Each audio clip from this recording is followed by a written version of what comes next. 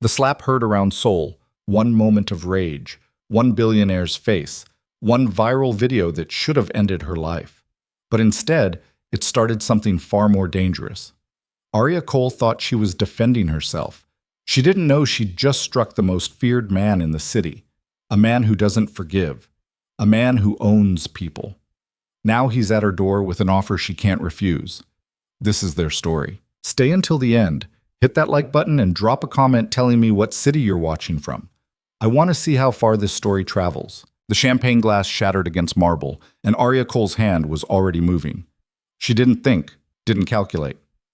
Her palm connected with his face hard enough that the sound cut through the restaurant's ambient music like a gunshot. The entire dining room went silent. Forks suspended mid-air, conversations died on expensive lips. Mr. Kim's head snapped to the side, a red mark already blooming across his cheek. "You absolute bitch!" Arya was already walking. Her heels clicked against the floor with a rhythm that sounded almost calm, almost composed, even though her heart was trying to punch through her rib cage. Behind her, chairs scraped. Voices rose. Someone was calling her name, her manager, probably, voice shrill with panic. She kept walking. The restaurant doors opened with a whisper of expensive engineering, and Seoul's night air hit her face like a slap in return, cold, sharp, real. Her phone started buzzing before she made it to the street corner. Arya pulled it out, saw her manager's name flashing, and declined the call. Then declined it again. And again. By the fourth call, she turned the phone off completely and shoved it into her purse. Her hands were shaking now. The adrenaline was wearing off, leaving something that felt uncomfortably like terror in its wake. What had she done? Mr. Kim was a major client. A major client. The kind of client her firm bent over backward to please, the kind who could snap his fingers and redirect millions in contracts. And she'd just slapped him in front of Seoul's elite at the Cosmos Club, probably the most exclusive restaurant in the city. She'd slapped him because he'd grabbed her ass while his wife was in the bathroom, because he'd whispered something filthy in her ear while pretending to compliment the presentation materials, because when she'd tried to pull away, he'd gripped her wrist hard enough to bruise and called her a tease. Arya had endured a lot in her 3 years working international business development in Seoul. The casual touches, the comments about her body disguised as observations about American women, the assumptions that because she smiled and spoke Korean with an accent, she was available. But Mr. Kim had crossed a line she didn't even know she had until it was already behind her. Her phone buzzed against her thigh. She'd turned it off, hadn't she? No, she'd turned off her work phone. This was her personal cell, which only buzzed for breaking. American exec assaults top client at Cosmos Club. The news alert glowed on her screen. Arya stopped walking. Around her, Seoul moved in its perpetual rush, people flowing past like she was a stone in a river. They already knew. Of course they already knew. Everyone at that restaurant had a phone. Everyone at that restaurant had social media. She'd assaulted a powerful man in public, and in Seoul's business world, that kind of scandal moved faster than light. She clicked the article with numb fingers. The story was sparse on details but heavy on implications. Sources report, and witnesses claim, and the victim, a prominent businessman. No name for Mr. Kim, interestingly. But her name was right there, Arya Cole, 28, American consultant with Morrison and Wright International. Former consultant, probably. Her phone rang. Her actual boss this time, the regional director. Arya stared at the name on the screen, then declined the call. She needed to think. She needed to not be standing on a Seoul street corner at 10 p.m. while her career imploded in real time. Her apartment was only 3 blocks away. Arya started walking again, faster now, keeping her head down. The news article hadn't included a photo yet, but it was only a matter of time. Someone at that restaurant had captured the slap. She knew it. In a city where everything was documented, shared, and commodified, privacy was a fairy tale. She made it home without incident. Her apartment building was nothing special, a mid-range place in Gangnam that ate most of her salary but came with a doorman and some semblance of security. The doorman, Mr. Park, greeted her with his usual nod. He didn't know yet. That was something. The elevator ride to the 14th floor felt like descending into deep water, pressure building, air getting thinner. Inside her apartment, Arya dropped her purse, kicked off her heels, and went straight for the whiskey she kept for emergencies. She poured 3 fingers into a glass, reconsidered, and added 2 more. Her work phone, now back on, was having a seizure on the coffee table. Notifications stacked on notifications. Messages, emails, more calls. Arya ignored all of it and opened her laptop instead. The video was already everywhere. Someone had filmed the whole thing. Not just the slap, though that was the thumbnail on every version, her face twisted in anger, his head snapping sideways, but the 30 seconds leading up to it. You couldn't hear the audio clearly, but you could see his hand on her.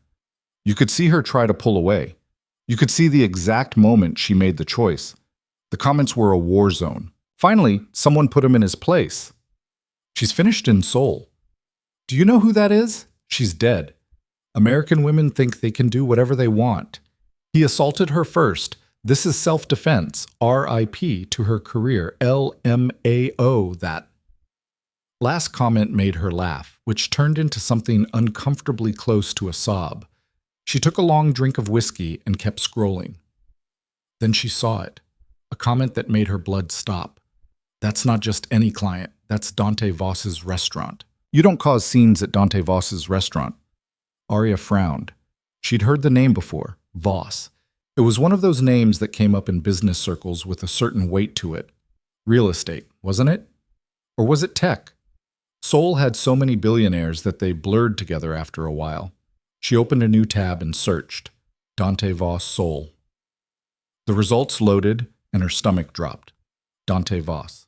Age 35. Net worth estimated at north of $3 billion, though the exact number was unclear because most of his assets were held through shell corporations and offshore accounts. Real estate development. Import/export. Consulting services, which everyone knew meant something else entirely. And there were the other articles.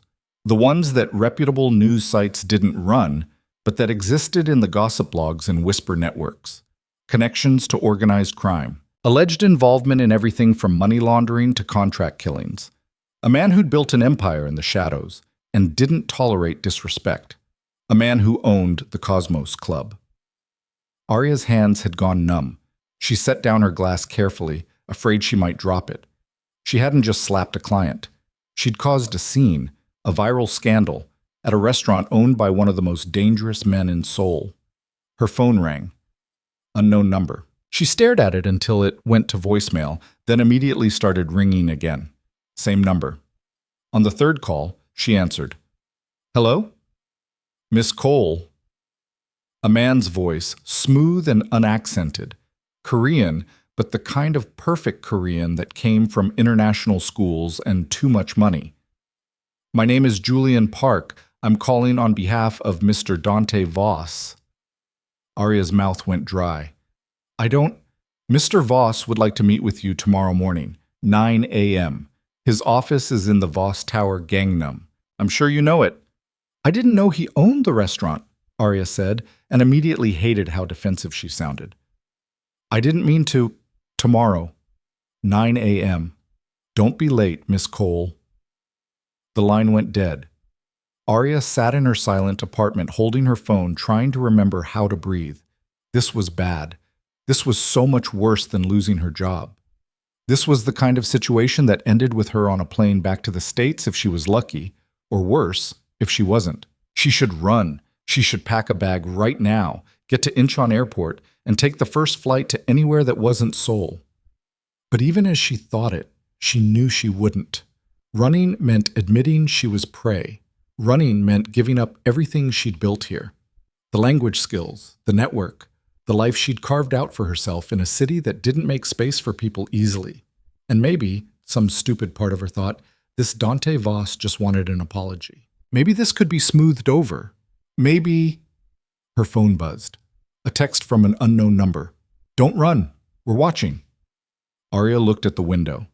Her apartment faced other buildings, a canyon of glass and steel.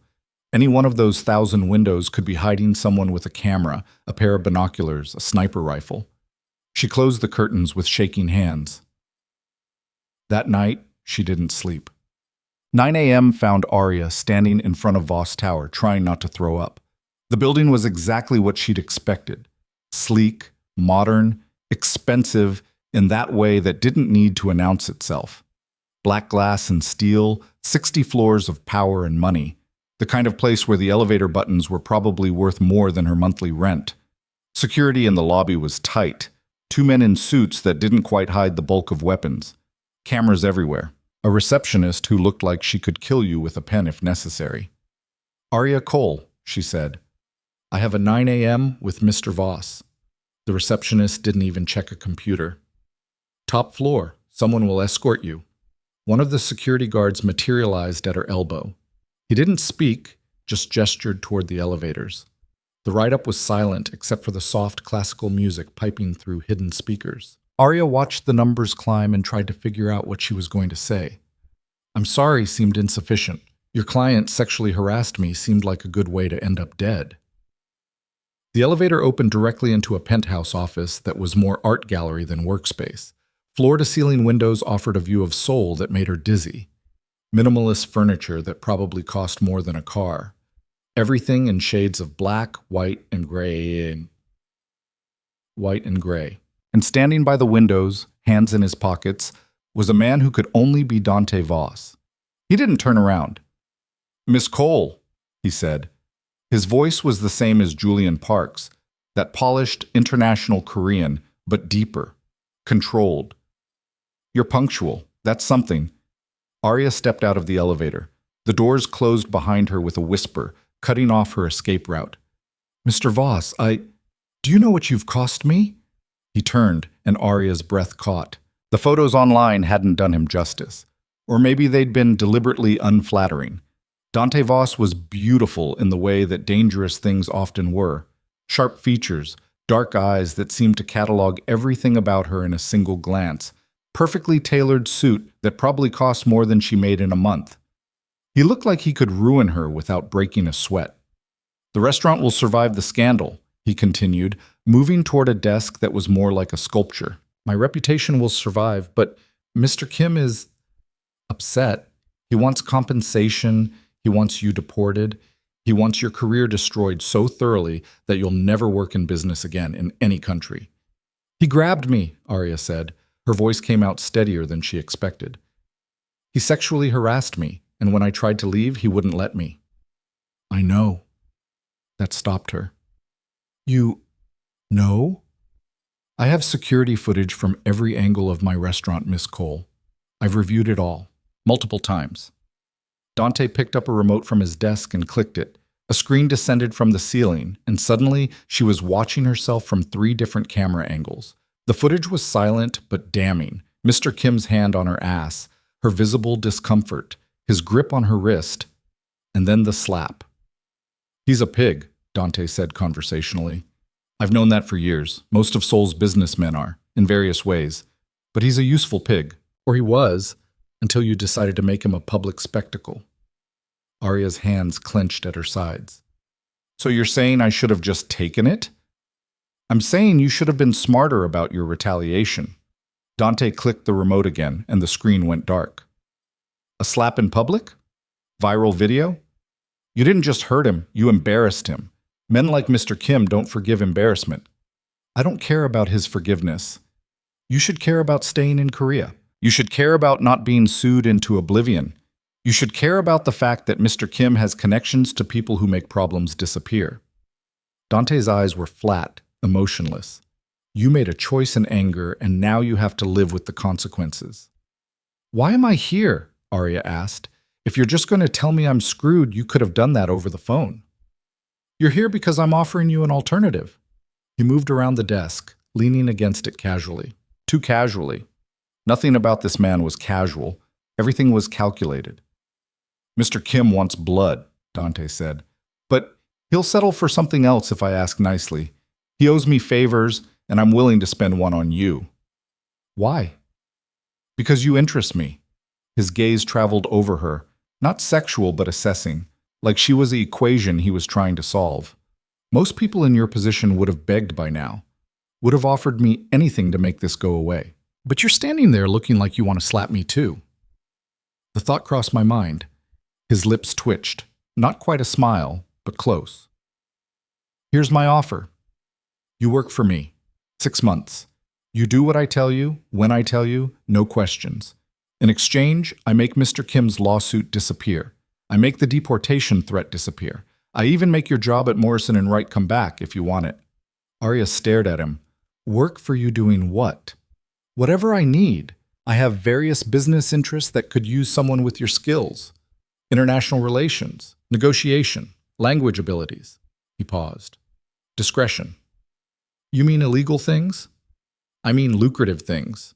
Things that require intelligence and adaptability. Things that most people aren't brave enough or stupid enough to attempt. He tilted his head. You slapped a powerful man in public, knowing it would destroy you. That takes either tremendous courage or tremendous stupidity. I'm betting on courage. And if I say no, then you're on a plane to America within 48 hours, with a lawsuit following you that will drain whatever savings you have and ensure you never work internationally again.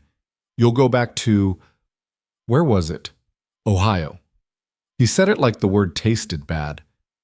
You'll work some middle management job for the rest of your life, always wondering what you could have become if you'd been braver. The worst part was that he was right.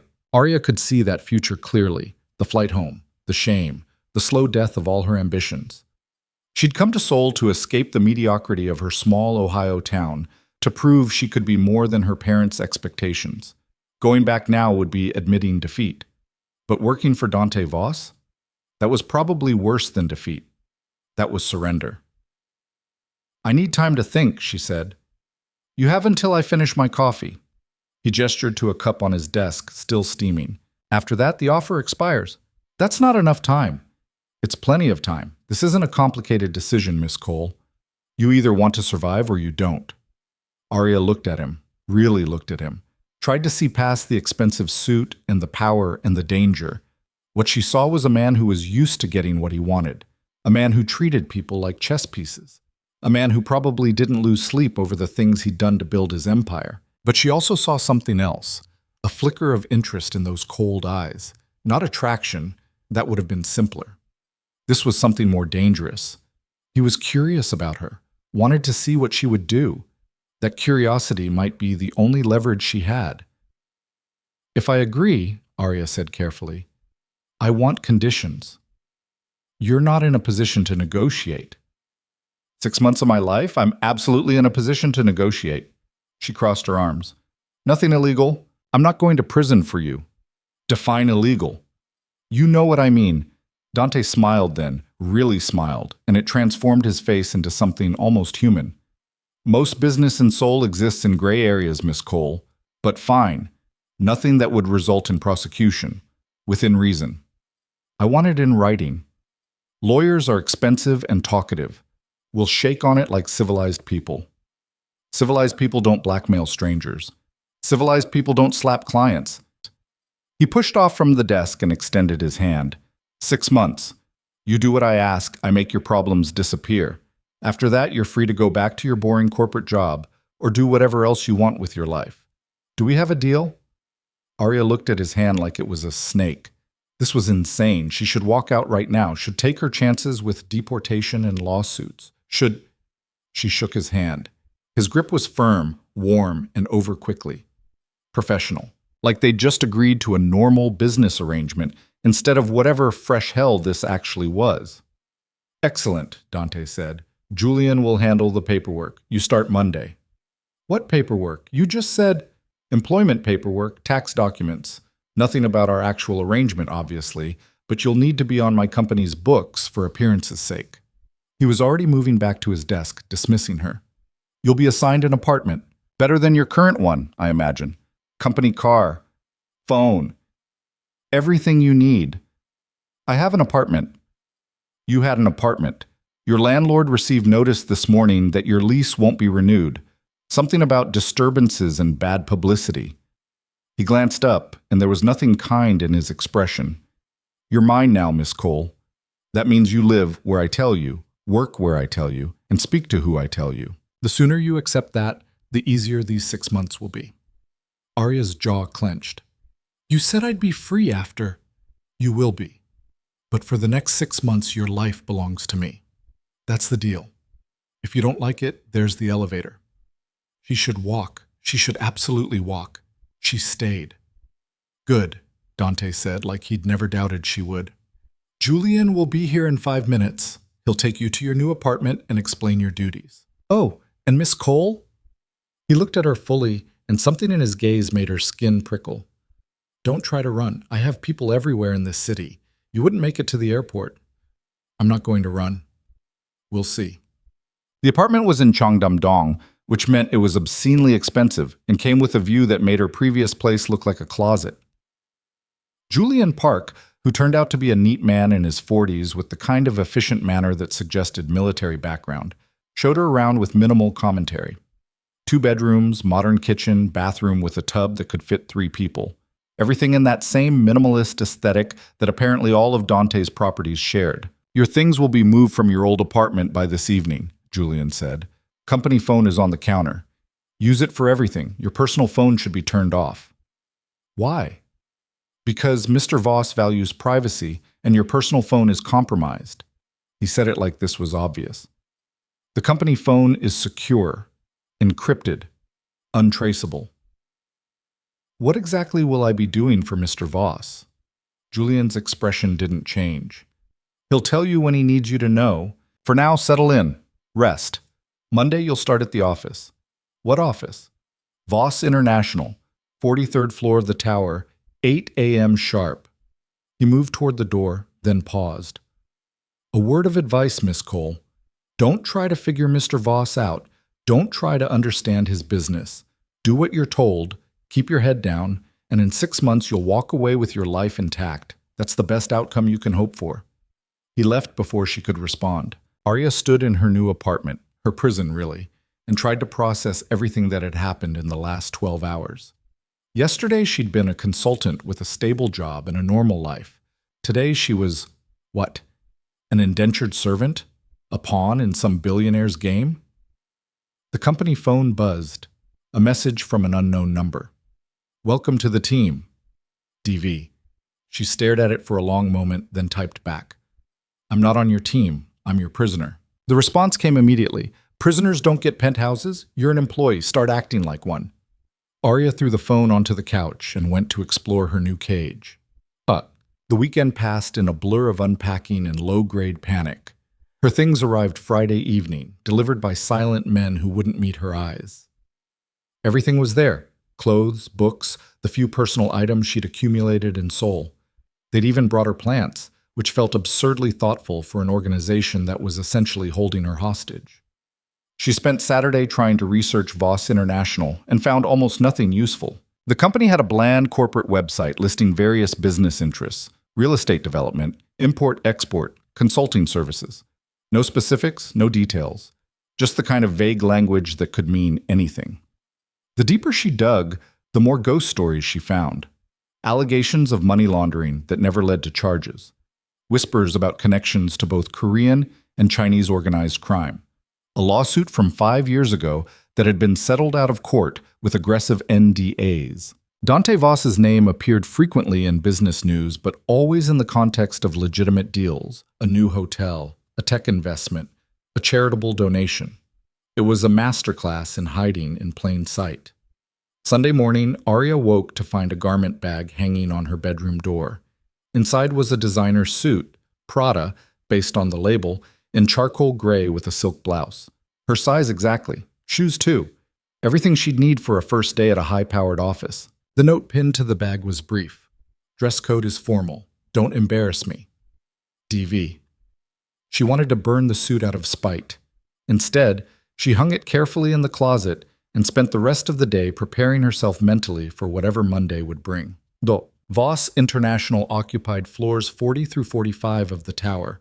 Arya's badge, delivered with the suit, got her past security and into an elevator that required both a key card and a fingerprint scan. The office was everything she'd expected. Sleek, modern, expensive. People moved through the halls with the kind of purposeful silence that spoke of either excellent training or justified fear. No one smiled. No one made small talk. Julian met her in the lobby and escorted her to a corner office that had her name already on the door. You'll be working directly with Mr. Voss on international acquisitions, he explained. Your background in business development and your language skills make you valuable for our expansion into Western markets. What kind of acquisitions? Real estate primarily, some tech investments. Mr. Voss will brief you on specific projects as needed. Julian handed her a tablet. Your schedule is here. First meeting is in 30 minutes. Conference room A. What's the meeting about? Mr. Voss will explain. That seemed to be Julian's answer to everything. Arya spent the 30 minutes reviewing the tablet. Her schedule was packed. Meetings, calls, site visits, all of it vague. Client consultation could mean anything. Property assessment could mean anything. She was walking into a job completely blind, with no idea what was legal and what would land her in prison. At exactly 9 a.m., she made her way to conference room A. Dante was already there, along with 3 other people she didn't recognize. 2 men in expensive suits, 1 woman in a dress that probably cost more than Arya's monthly salary at her old job. Miss Cole, Dante said without preamble. You're late. She checked her watch. It's 9 exactly. Early is on time. On time is late. Remember that. He gestured to an empty chair. Sit. She sat, biting back about 5 different retorts. Dante turned to the others. This is Arya Cole, our new acquisition specialist. She'll be handling the American side of the Riverside project. He looked at Arya. These are our partners from Shanghai, Mr. Chen, Mr. Liu, and Ms. Wang. They're investing in our new development in Los Angeles. Arya's mind raced. Los Angeles? She knew nothing about real estate development. Nothing about... Miss Cole will be reviewing the contracts today and providing her assessment of the legal structure, Dante continued smoothly. Her background in international business law makes her uniquely qualified. She didn't have a background in international business law. She had a bachelor's degree in international relations and 3 years of experience doing client relations for a consulting firm. But everyone was looking at her expectantly, so she nodded. Of course, I'll need access to all relevant documents. Julian will provide them after this meeting. Dante's eyes locked on hers for just a moment. A warning, or maybe a test. The Riverside project is crucial to our expansion strategy. I trust you'll give it your full attention. The meeting lasted 2 hours. Arya mostly stayed quiet, listening and taking notes as Dante and the Chinese investors discussed details of a luxury residential development in downtown Los Angeles. The numbers being thrown around were staggering. $800 million for land acquisition, another $2 billion for construction, projected returns of 35% over 5 years. It all sounded legitimate, but the way they discussed certain aspects, shell companies for purchasing the land, creative accounting for tax purposes, consulting fees that seemed excessive, set off alarm bells.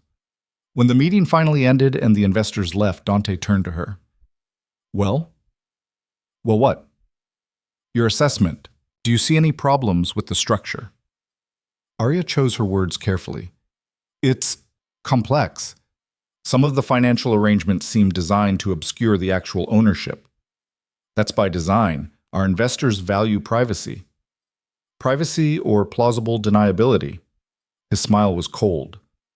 Both. Welcome to international business, Miss Cole. Nothing is as clean as they taught you in school. You told me nothing illegal. Nothing provably illegal, he corrected. There's a difference. The Riverside project is completely legitimate. We're just creative about how we structure the finances to minimize tax exposure and protect our investors' identities. Every major development in the world operates this way. Arya wanted to argue, but she suspected he was at least partially right. She'd seen enough at her old job to know that international business was full of gray areas. What do you need me to do? She asked. Review the contracts. Flag anything that could cause problems with American regulators. We have lawyers, obviously, but they're expensive and they don't always understand the cultural nuances of doing business across borders. You do. He stood, buttoning his jacket.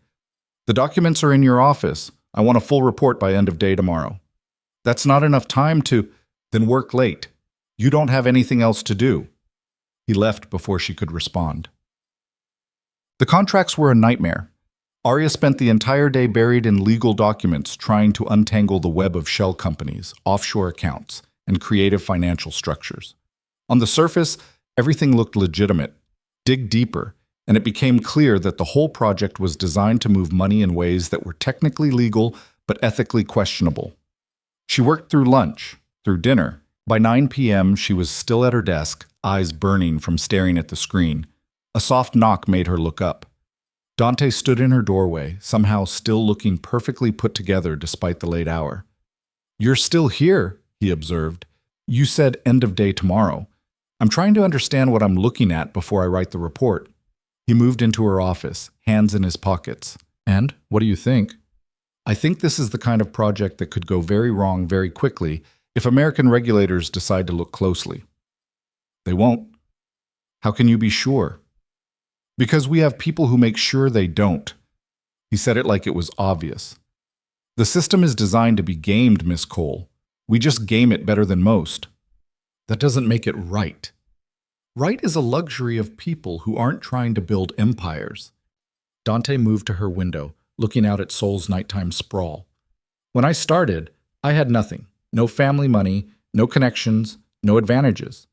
Just ambition and a willingness to do what others wouldn't. Now I have this." He gestured at the city. "You don't get here by playing by rules designed to keep you down." "So the ends justify the means?" "The ends are the only thing that matter." He turned back to her. "You can judge me all you want, but you took my deal. You're here, in this office, working on this project. That makes you complicit."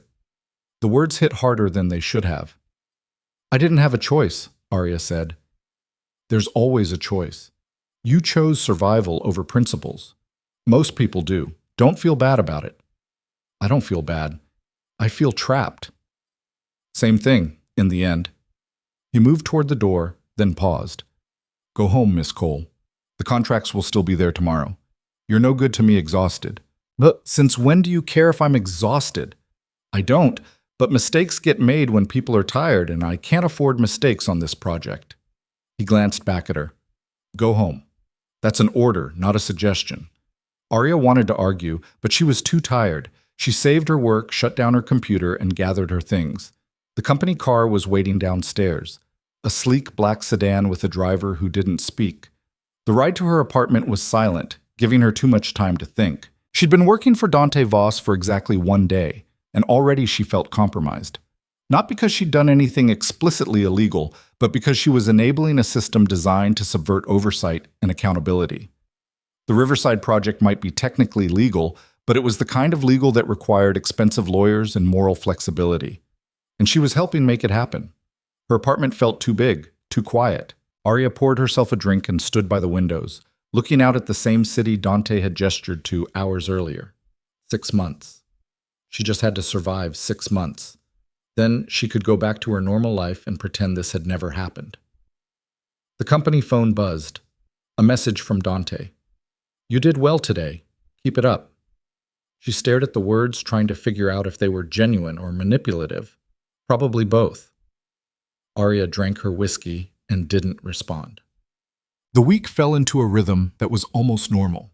She arrived at the office at 7:30 each morning, early enough to avoid Dante's criticism about punctuality. She reviewed contracts, attended meetings, made phone calls to American contacts about zoning laws and building permits.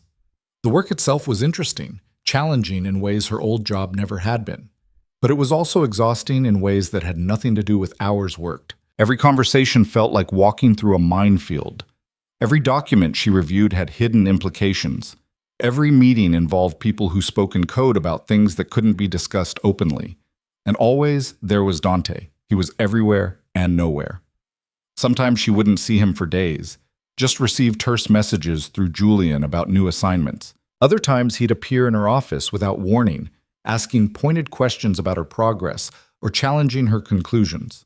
He never raised his voice, never threatened, but his presence alone was enough to make her feel perpetually off balance. Friday afternoon, 2 weeks into her employment, Arya was reviewing site plans when Dante walked into her office and closed the door behind him. "We have a situation," he said without preamble. "What kind of situation?" "The kind that requires you to do something outside your job description." He sat down across from her desk. "There's a dinner tonight. Business associates from Tokyo, very important people who are considering investing in our tech division." "Okay." I need you there. Arya frowned. Why? I don't know anything about the tech division. I need someone who can speak English and Japanese fluently, who understands international business culture, and who can be charming without being obvious about it. His eyes met hers. You fit all three requirements. You want me to schmooze your investors. I want you to make them comfortable. Answer their questions about doing business in Korea. Be the friendly American face that makes our operation seem more legitimate and international. He paused. You'll be compensated. Call it a bonus for going above and beyond your normal duties. I don't want your money. Everyone wants money, Miss Cole. Don't pretend you're different. He stood. Car picks you up at 7. Dress appropriately. These are people who notice details. What if I say no? Then you're in breach of our agreement, and all the protections I've provided disappear. He said it casually, like they were discussing the weather. Your choice. He left before she could argue. Arya sat at her desk, hands clenched, trying not to scream. This was how it would be, she realized. For 6 months, she'd be at Dante's beck and call, doing whatever he demanded, always with the implicit threat of consequences if she refused. She'd sold herself into this. She had no one to blame but herself. At 6:30, she went home to change. The dress was waiting in her closet. How it got there, she didn't want to know. Midnight blue, designer label, perfectly tailored. Shoes to match, even jewelry. Arya put it all on and looked at herself in the mirror. She looked like someone who belonged in Dante's world. Polished, professional, expensive. She looked nothing like herself. The car arrived exactly at 7. The restaurant was in Gangnam, exclusive and intimate. Dante was already there when she arrived, holding court with 4 Japanese businessmen in their 50s. He saw her enter and something shifted in his expression, too quick to read, gone before she could process it. Gentlemen, he said in perfect Japanese, this is Arya Cole, our Director of International Development. She'll be joining us this evening. Arya smiled and bowed slightly, responding in Japanese. It's an honor to meet you. I hope you're enjoying Seoul. The rest of the evening passed in a blur of conversation, sake, and careful diplomacy. The investors asked about Dante's tech division, about market opportunities in America, about regulatory environments and cultural differences. Arya answered what she could and deflected gracefully when she couldn't. She was good at this, she realized, the performance of it, the careful balance of friendliness and professionalism. It was just like her old job, except the stakes were higher and the person watching her every move was far more dangerous. Dante barely spoke to her directly all evening, but she felt his attention constantly, watching, evaluating, judging whether she was worth the investment he'd made. By the time dinner ended and the investors left, it was after midnight. You did well, Dante said as they stood outside the restaurant, waiting for their respective cars. They liked you. I'm a performing monkey. Of course they liked me. You're an asset. There's a difference. He looked at her properly for the first time all evening. The dress suits you. It's not mine. It is now. Consider it part of your wardrobe for these events. How many of these events will there be? As many as necessary. His car pulled up, a different one from the sedan she'd seen before, this one clearly armored. You're valuable to me, Miss Cole. The sooner you accept that, the easier this will be. I'm not valuable. I'm convenient. Same thing. He opened his car door, then paused. Your bonus will be in your account Monday. Buy yourself something nice. You've earned it. He was gone before she could tell him she didn't want his blood money. Arya's car arrived moments later. She slid into the back seat and tried not to think about how easily she'd slipped into the role he'd assigned her, how natural it had felt to smile and charm and perform, how much of herself she was losing with every day that passed. 3 weeks into her 6-month sentence, Arya realized she'd stopped counting the days. The work had become routine. She knew the patterns now. Which meetings were legitimate business and which were fronts for something else. She knew which questions to ask and which to avoid. She knew how to read Dante's moods from the way he held his shoulders or the tone of his messages. She was adapting, becoming part of his world, and that terrified her more than anything else. The company phone buzzed during her lunch break, a message from Dante. My office. Now. She took the elevator up to the penthouse, where Julian met her with his usual efficient greeting and gestured her inside. Dante was on the phone, speaking rapid Mandarin. He waved her to a seat and continued his conversation, something about shipping schedules and customs delays. When he finally hung up, he turned his full attention to her. "We have a problem," he said. "Mr. Kim is making noise again." Arya's stomach dropped. She'd almost forgotten about Mr. Kim in the chaos of the past few weeks. What kind of noise? The kind that suggests he's not satisfied with our arrangement.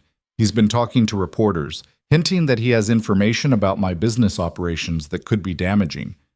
Dante's expression was calm, but something dangerous lurked beneath. He's trying to leverage the scandal you created into a bigger story about me. I'm sorry. Don't apologize. Just fix it. How? Go see him, apologize properly. Convince him that pursuing this will end badly for him. Dante leaned back in his chair. He likes you, in his own twisted way. That's why he was handsy in the first place. Use that. Arya felt sick. You want me to… what? Flirt with him? I want you to make him back down. How you accomplish that is up to you. His eyes were cold. But if he doesn't back down, this whole arrangement falls apart. And if it falls apart, so do all the protections I've given you. I can't. You can. And you will. He stood, signaling the conversation was over. Julian has his contact information. Set up a meeting. Handle this. She wanted to refuse, wanted to tell him to solve his own problems, but she couldn't, because he was right. If Mr. Kim talked, if the scandal expanded, she'd be caught in the crossfire. She'd sold herself to Dante, and now he was calling in the debt. Mr. Kim agreed to meet her at a coffee shop in Gangnam.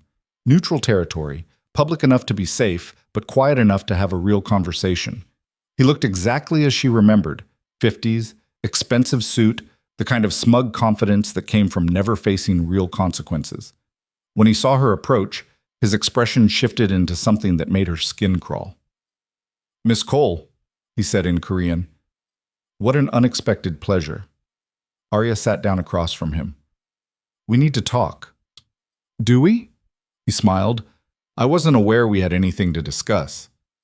"You've been talking to reporters about Dante Voss." "Have I?" His smile widened. "The media is so interested in him lately.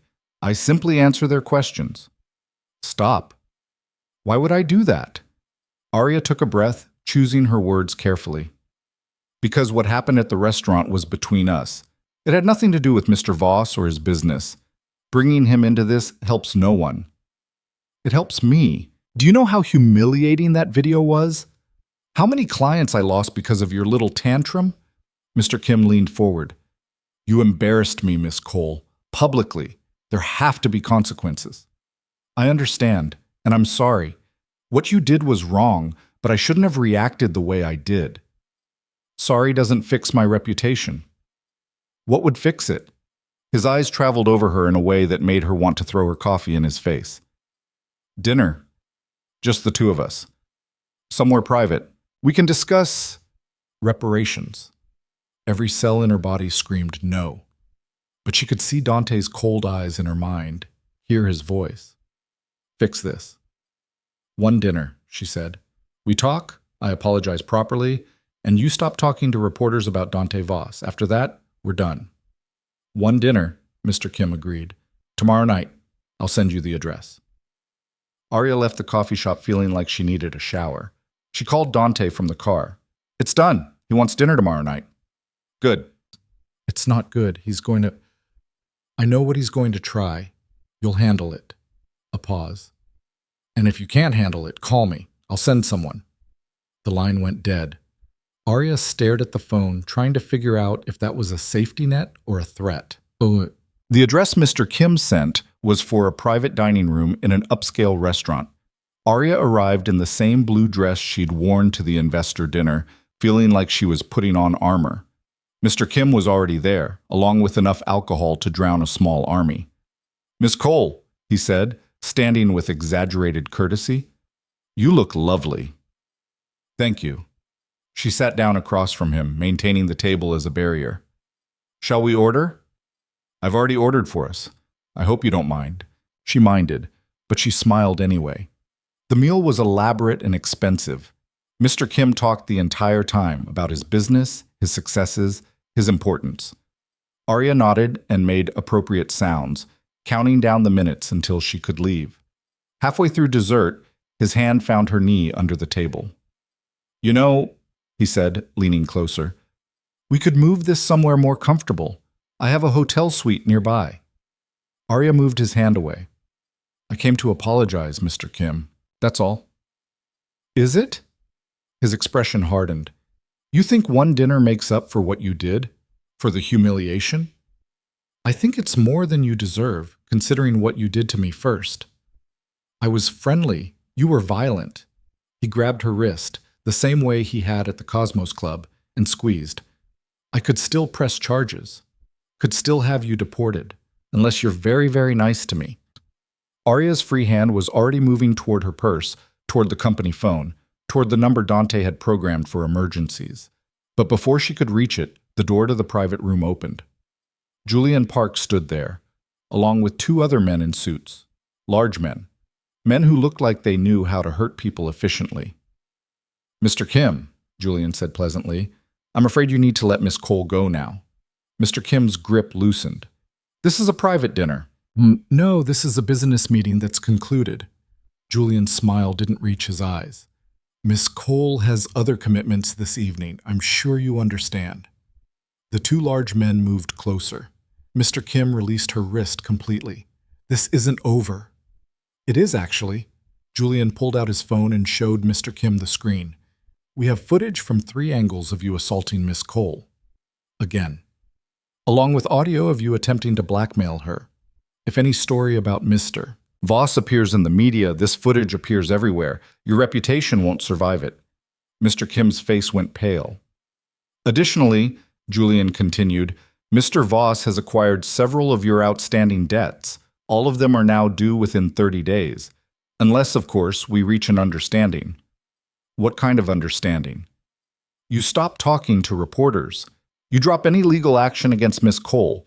You pretend this entire incident never happened." Julian's voice was pleasant, but his eyes were dead. "In exchange, your debts are forgiven and your business continues unmolested. Do we have a deal?" Mr. Kim looked between Julian and the two large men. "Yes." "Excellent," Julian gestured to Arya. "Miss Cole, we should go." She didn't need to be told twice. In the car, Arya's hands were shaking. "How did you know where I was?" "Mr. Voss had you followed, for your protection." Julian didn't sound apologetic. "You were watching the whole time?" "We were ready to intervene if necessary, which it became." He glanced at her. "Mr. Voss doesn't like it when people touch what's his."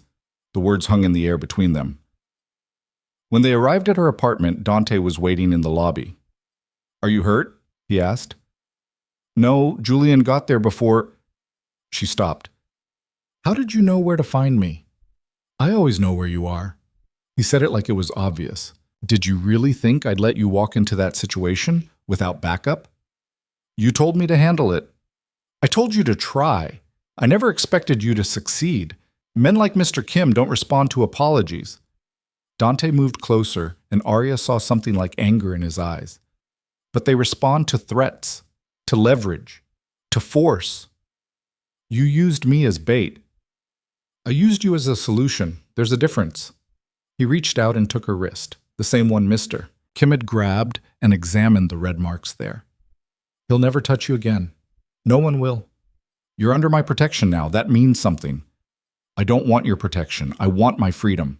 "You'll have it in about 5.5 months." He released her wrist. "Until then, you're mine. Accept it." He left before she could respond. Arya went up to her apartment and stood under the shower until the water ran cold, trying to wash away the feeling of Mr. Kim's hand on her skin, Julian's dead eyes, Dante's casual possessiveness. But some stains didn't wash out. After the Mr. Kim incident, something shifted. Dante became more present in her life.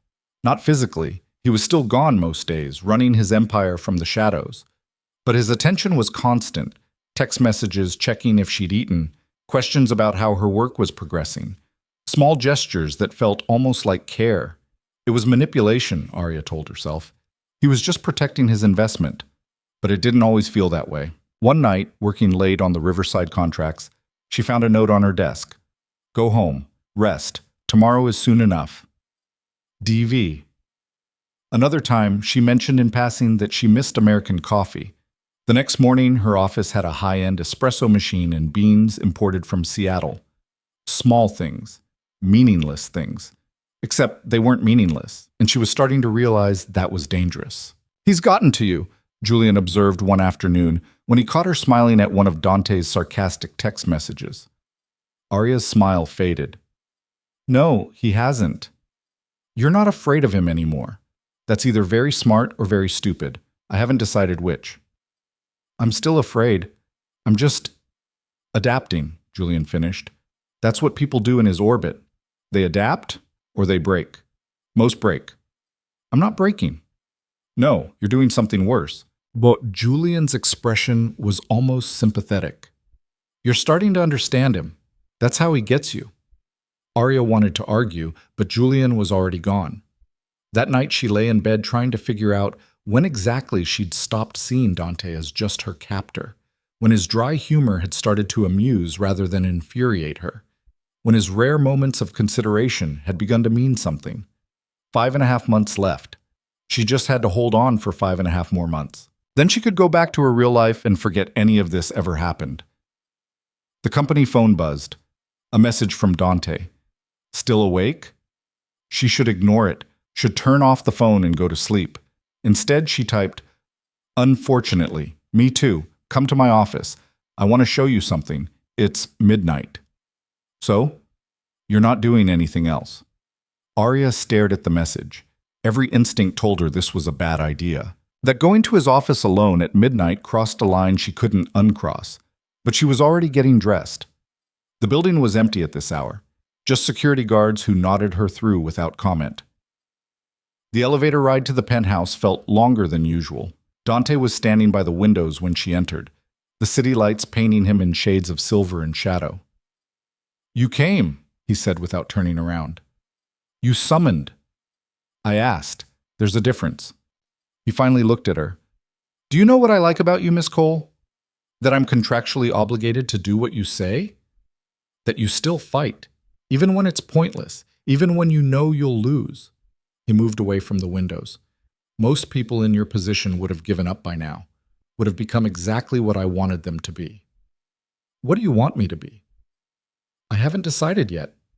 He studied her with that same intensity she'd felt during their first meeting. "Come here. I want to show you something." Arya crossed the office to stand beside him. He pointed at the city below, the same view she'd seen dozens of times but had never really looked at. "I built this," Dante said quietly.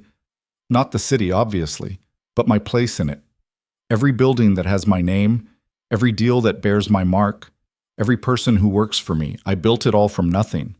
Why are you telling me this? Because in 5 months you'll leave. You'll go back to your safe, normal life and pretend this never happened. And I want you to remember that it did happen. That you were part of something bigger than yourself, even if you didn't choose it." "I won't forget," Arya said. "Trust me." "Good." He turned to face her fully. "Because I won't forget you either." The words hung between them, heavy with implications neither of them wanted to examine. "It's late," Arya said finally. "I should go." "Yes, you should." But neither of them moved.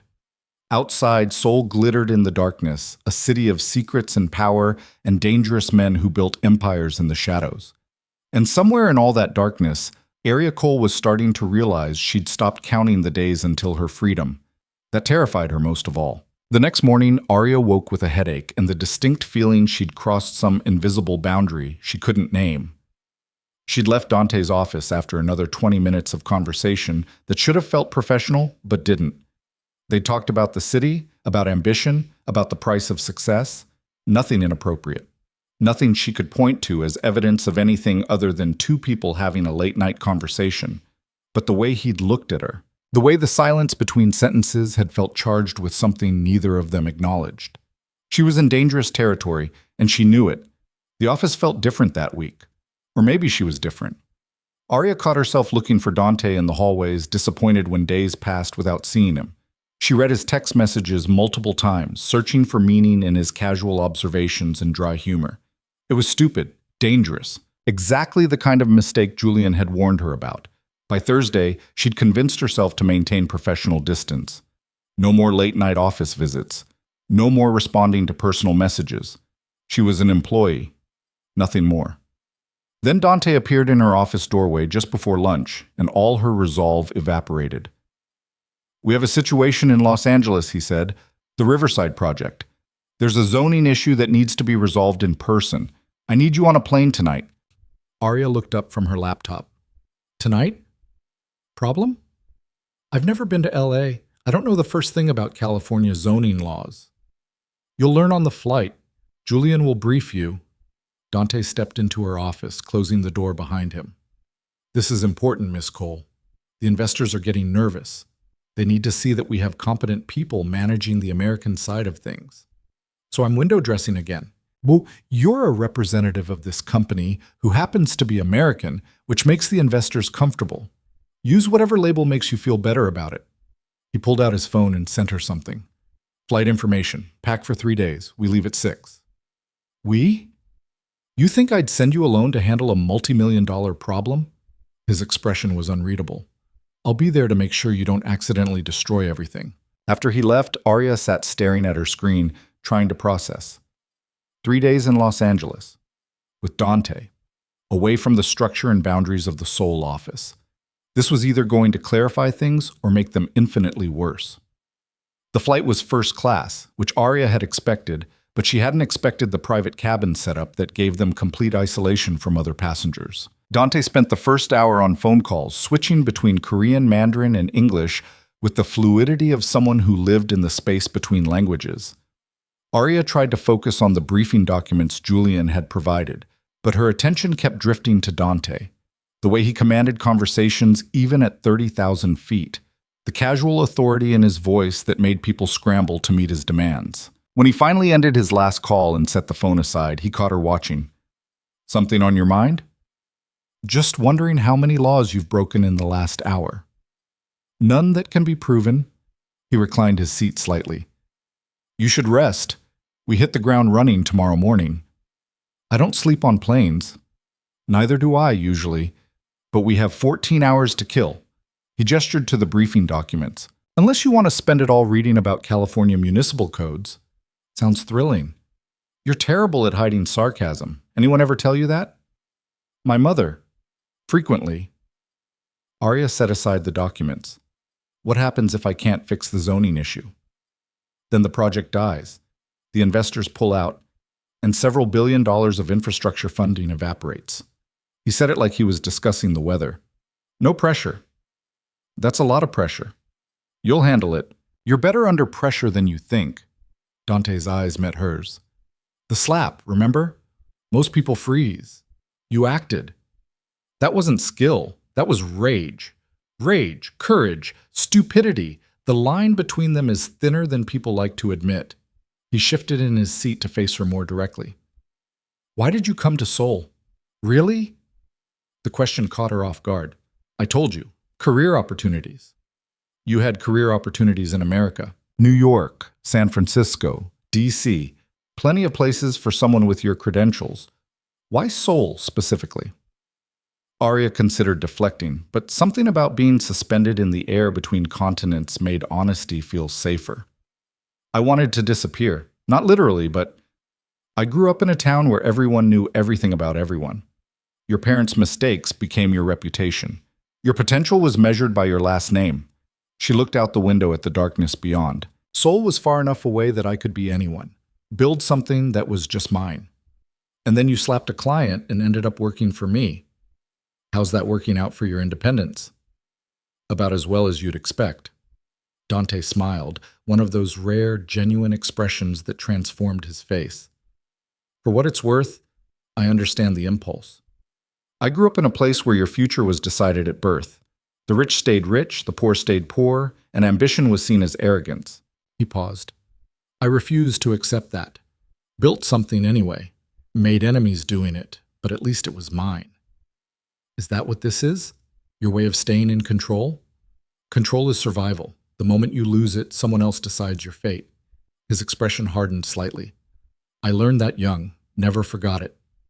Arya wanted to ask what had taught him that lesson, but the shadows in his eyes warned her off. Some stories weren't meant to be shared at 30,000 feet with someone who was essentially a hostage. They lapsed into silence. Outside, the night stretched endlessly. Inside, the cabin felt smaller than it had minutes ago. "Get some rest," Dante said finally. "Tomorrow's going to be long." Arya reclined her seat and closed her eyes, knowing sleep wouldn't come but needing the pretense of it. Beside her, she heard Dante's breathing settle into an even rhythm that suggested he'd actually managed to sleep. She cracked one eye open and looked at him. In sleep, some of the sharp edges softened. He looked younger, almost vulnerable. It was the most dangerous thing she'd seen yet. Los Angeles hit them like a wall of heat and sunlight. After Seoul's organized chaos, LA felt sprawling and loose, a city that had grown without planning and didn't apologize for it. Their hotel was in downtown, all glass and steel and minimalist luxury. Separate rooms, Arya noted with something that felt uncomfortably like disappointment. "Meetings at 10, Dante said in the lobby. "City Planning Commission. They're the ones blocking our permits." "What's their issue?" "Officially, concerns about traffic impact and infrastructure strain. Unofficially, someone's waiting for a bribe and we haven't figured out who yet." He checked his watch. "You have 2 hours. Make yourself presentable." "I'm already presentable." "You're acceptable. I need impressive." He was already walking toward the elevators. "Wear the gray suit, the one from your first day." In her room, Arya showered and changed, trying to armor herself for whatever was coming. The gray suit did look good. She could admit that much. Professional, powerful. Like someone who belonged in rooms where billions of dollars were discussed casually. She looked nothing like the girl who'd grown up in Ohio, dreaming of escape. The City Planning Commission meeting was held in a downtown office that screamed bureaucratic efficiency. Fluorescent lights, industrial carpet, the kind of conference table that had witnessed 1,000 boring presentations. The commissioners were exactly what Arya had expected. A mix of elected officials and appointed bureaucrats who wielded power through paperwork and procedures. 5 of them, ranging from a woman in her 60s who looked perpetually irritated to a young man who couldn't stop checking his phone. Dante made the introductions with effortless charm. "Thank you for meeting with us. I know you're all busy. This is Arya Cole, our Director of American Operations. She'll be walking you through our responses to your concerns about the Riverside project." All eyes turned to her. Arya felt the weight of their assessment. Foreign developer, young woman, probably just here to look pretty and read from a script. She smiled and opened her presentation on the room's screen. "I've reviewed your concerns about traffic impact," she began, keeping her voice steady and professional. "And I agree with you. The initial proposal didn't adequately address the strain 1,500 residential units would place on existing infrastructure." That got their attention. The irritated woman actually looked up from her notes. "Which is why we've revised the proposal," Arya continued. She clicked to the next slide, showing updated traffic flow models. "We're now including funding for 2 new traffic signals, widening of Jefferson Boulevard, and a dedicated right turn lane onto the highway. Additionally, we're committing to a shuttle service that will reduce individual car trips by an estimated 30%. She walked them through each concern: infrastructure, environmental impact, community disruption. For every problem they'd raised, she had a solution. Not vague promises, but concrete plans with actual budgets attached. 45 minutes later, the presentation ended. The commissioners looked less skeptical than they had at the start. "This is significantly more comprehensive than what we received initially," the older woman said. "When can we expect the revised formal proposal?" "It'll be filed by end of week," Arya said, along with updated environmental impact assessments and community benefit agreements. "And the funding for the infrastructure improvements is guaranteed." "In writing, backed by our investors." Arya glanced at Dante, who nodded slightly. "We're committed to making this work for everyone, not just our bottom line." The phone-checking young man finally looked up. "What about affordable housing units? The original proposal had none." Arya hadn't prepared for that question. She looked at Dante, who remained expressionless. "That's an excellent point," she said, buying time. "Could you give us a moment to discuss?" The commissioners nodded. Arya and Dante stepped out into the hallway. "We didn't budget for affordable units," Dante said quietly. "I know. But if we don't include them, this dies here. You saw their faces." Arya kept her voice low. How much would it cost to convert, say, 15% of the units to below market rate? Millions. The investors won't like it. The investors will like a dead project less. Dante studied her for a long moment. You're sure about this? No, but I think it's the right move. Your instinct or your conscience? Does it matter? He smiled slightly. Make the commitment. I'll handle the investors. They went back into the conference room. Arya took a breath and made the call that would either save the project or get her fired. We'll commit to making 15% of the units affordable housing, priced at 60% of area median income. It'll be written into the development agreement. The commissioners exchanged looks. The older woman nodded slowly. If you can deliver on everything you've presented today, I think we can move forward with permit approval. Pending final review, of course. Of course, Arya said, managing not to let her relief show. Outside the building, Dante was quiet until they were in the car. That was either brilliant or career suicide, he said finally. Time will tell which. You told me to fix it. I fixed it. I told you to fix the zoning issue. You redesigned the entire project. You said I was better under pressure. Was that a lie? Dante laughed, a real laugh, not the controlled version he used in meetings. No, apparently it wasn't. He pulled out his phone. I need to make some calls. The investors are going to have opinions about your affordable housing commitment. Will they kill the project? They might try, but they've already sunk too much money into acquisition to walk away easily. He started dialing. You just made this significantly more complicated. I hope you realize that. I made it better. There's a difference. He smiled at her before the call connected. We'll see. The rest of the day was a blur of phone calls, revised proposals, and increasingly tense conversations with investors who didn't appreciate surprises. Arya worked from her hotel room, redrafting documents and running numbers until her eyes burned. Around 8 p.m., Dante knocked on her door. Dinner, he said when she opened it. You've been working for 10 hours. You need to eat. I can order room service. You can, but I'm taking you to dinner instead, not a request. The restaurant he chose was nothing like the formal places they'd been to in Seoul. It was a small Italian spot in Silver Lake, the kind of place with checkered tablecloths and candles and wine bottles. Didn't know you did casual, Arya said as they were seated. I contain multitudes. Dante ordered wine without looking at the menu. Besides, sometimes it's good to remember what normal people do. Are we normal people tonight? For a few hours, let's pretend. The food was excellent. Real Italian, not the Americanized version. They talked about everything except work. Arya told him about growing up in Ohio, about her parents' disappointment when she'd chosen Seoul over a safe corporate job in Cincinnati. Dante told her about learning English from bootleg American movies, about the first time he'd left Korea and realized how small his world had been. It felt dangerously close to a date. Can I ask you something? Arya said over dessert. You can ask. I might not answer. Why did you really help me? That first day when you could have just let Mr. Kim destroy me. Why offer the deal? Dante was quiet for a moment, swirling wine in his glass. Honestly, I saw something I recognized, that rage in your eyes when you slapped him. It wasn't just anger at him. It was anger at a system that protects men like him and punishes women like you for defending themselves. He met her gaze. I built my empire by refusing to accept systems I didn't design. When I saw you do the same thing, even knowing it would cost you everything, I wanted to see what else you were capable of. So I'm an experiment. You're an investment, and so far you're exceeding expectations. He set down his glass. The affordable housing play today? That was smart, risky, but smart. It'll actually make the project more viable long term, even if the short-term returns are lower. You're not angry about it? I'm impressed. There's a difference. He leaned back in his chair. You're starting to think like someone who builds things instead of someone who just maintains them. That's valuable. The compliment shouldn't have meant as much as it did. They walked back to the hotel through LA's warm night.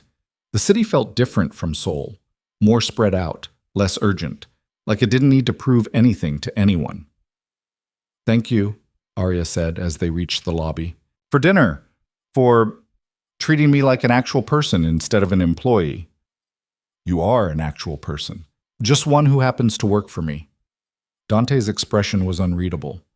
Get some rest. We have meetings all day tomorrow. In her room, Arya stood by the window looking out at the city and tried to untangle what she was feeling. Professional respect?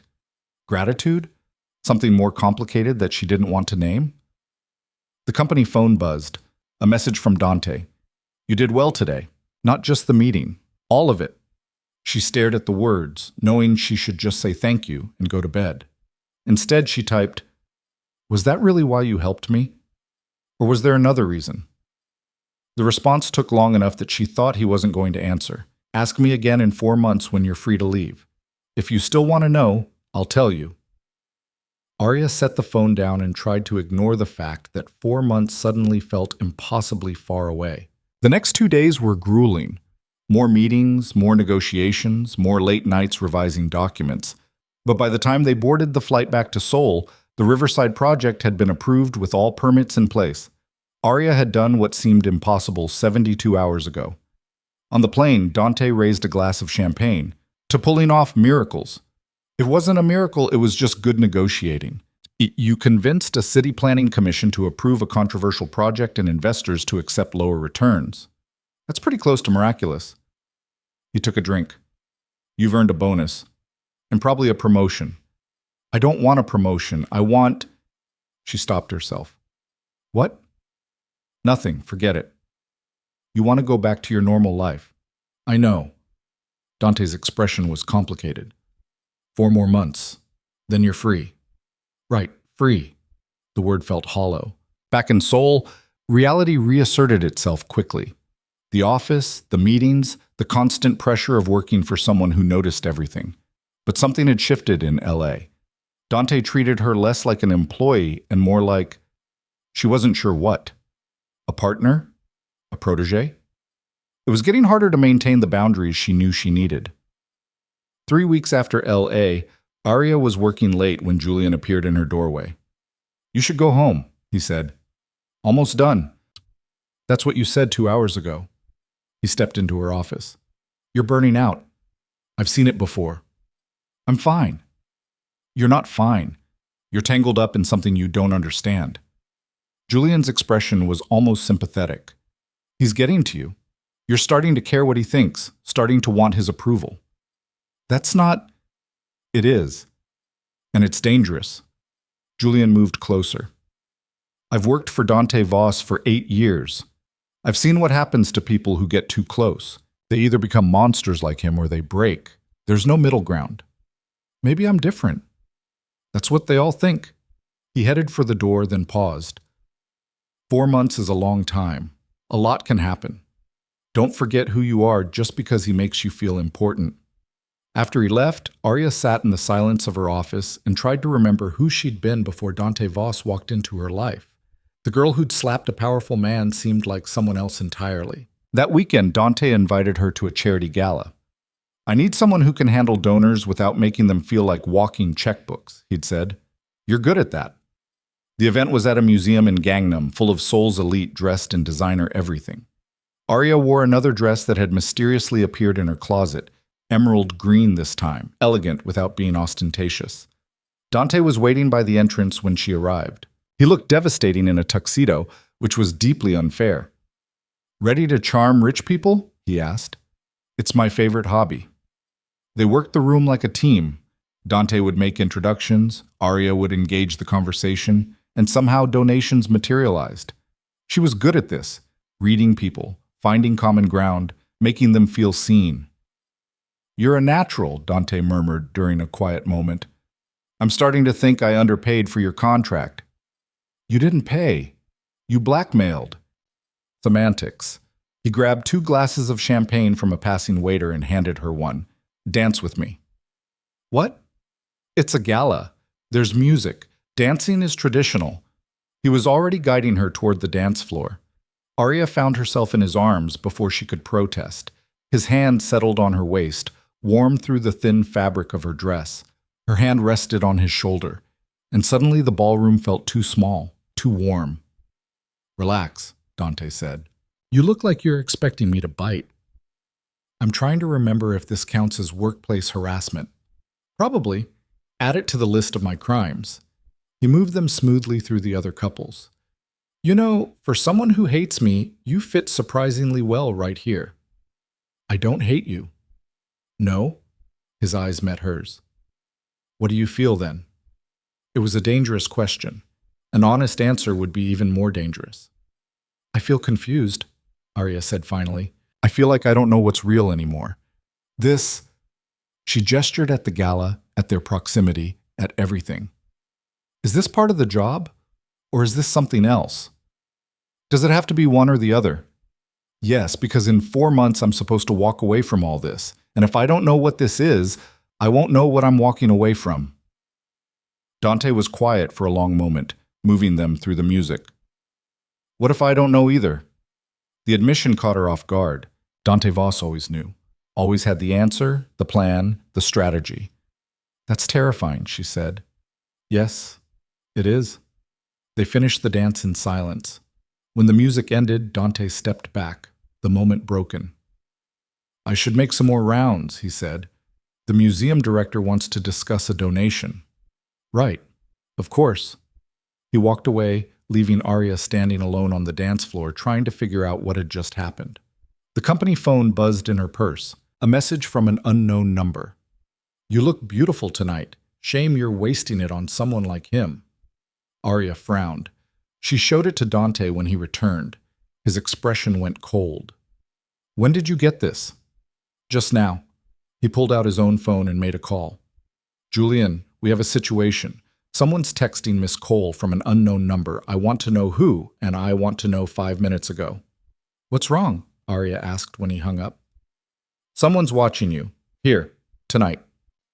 Dante's hand found her elbow. We're leaving. You think it's serious? I think anyone who texts you anonymously at a public event where you're with me is either stupid or dangerous. Either way, we're not staying to find out which. They left through a side exit. The car was waiting, Julian already in the driver's seat looking tense. Talk, Dante said as they pulled away. Message was sent through a VPN, routed through 3 different countries. Professional setup. Someone who knows what they're doing. Julian's eyes met Dante's in the rearview mirror. Could be the Shanghai investors. Could be someone else entirely.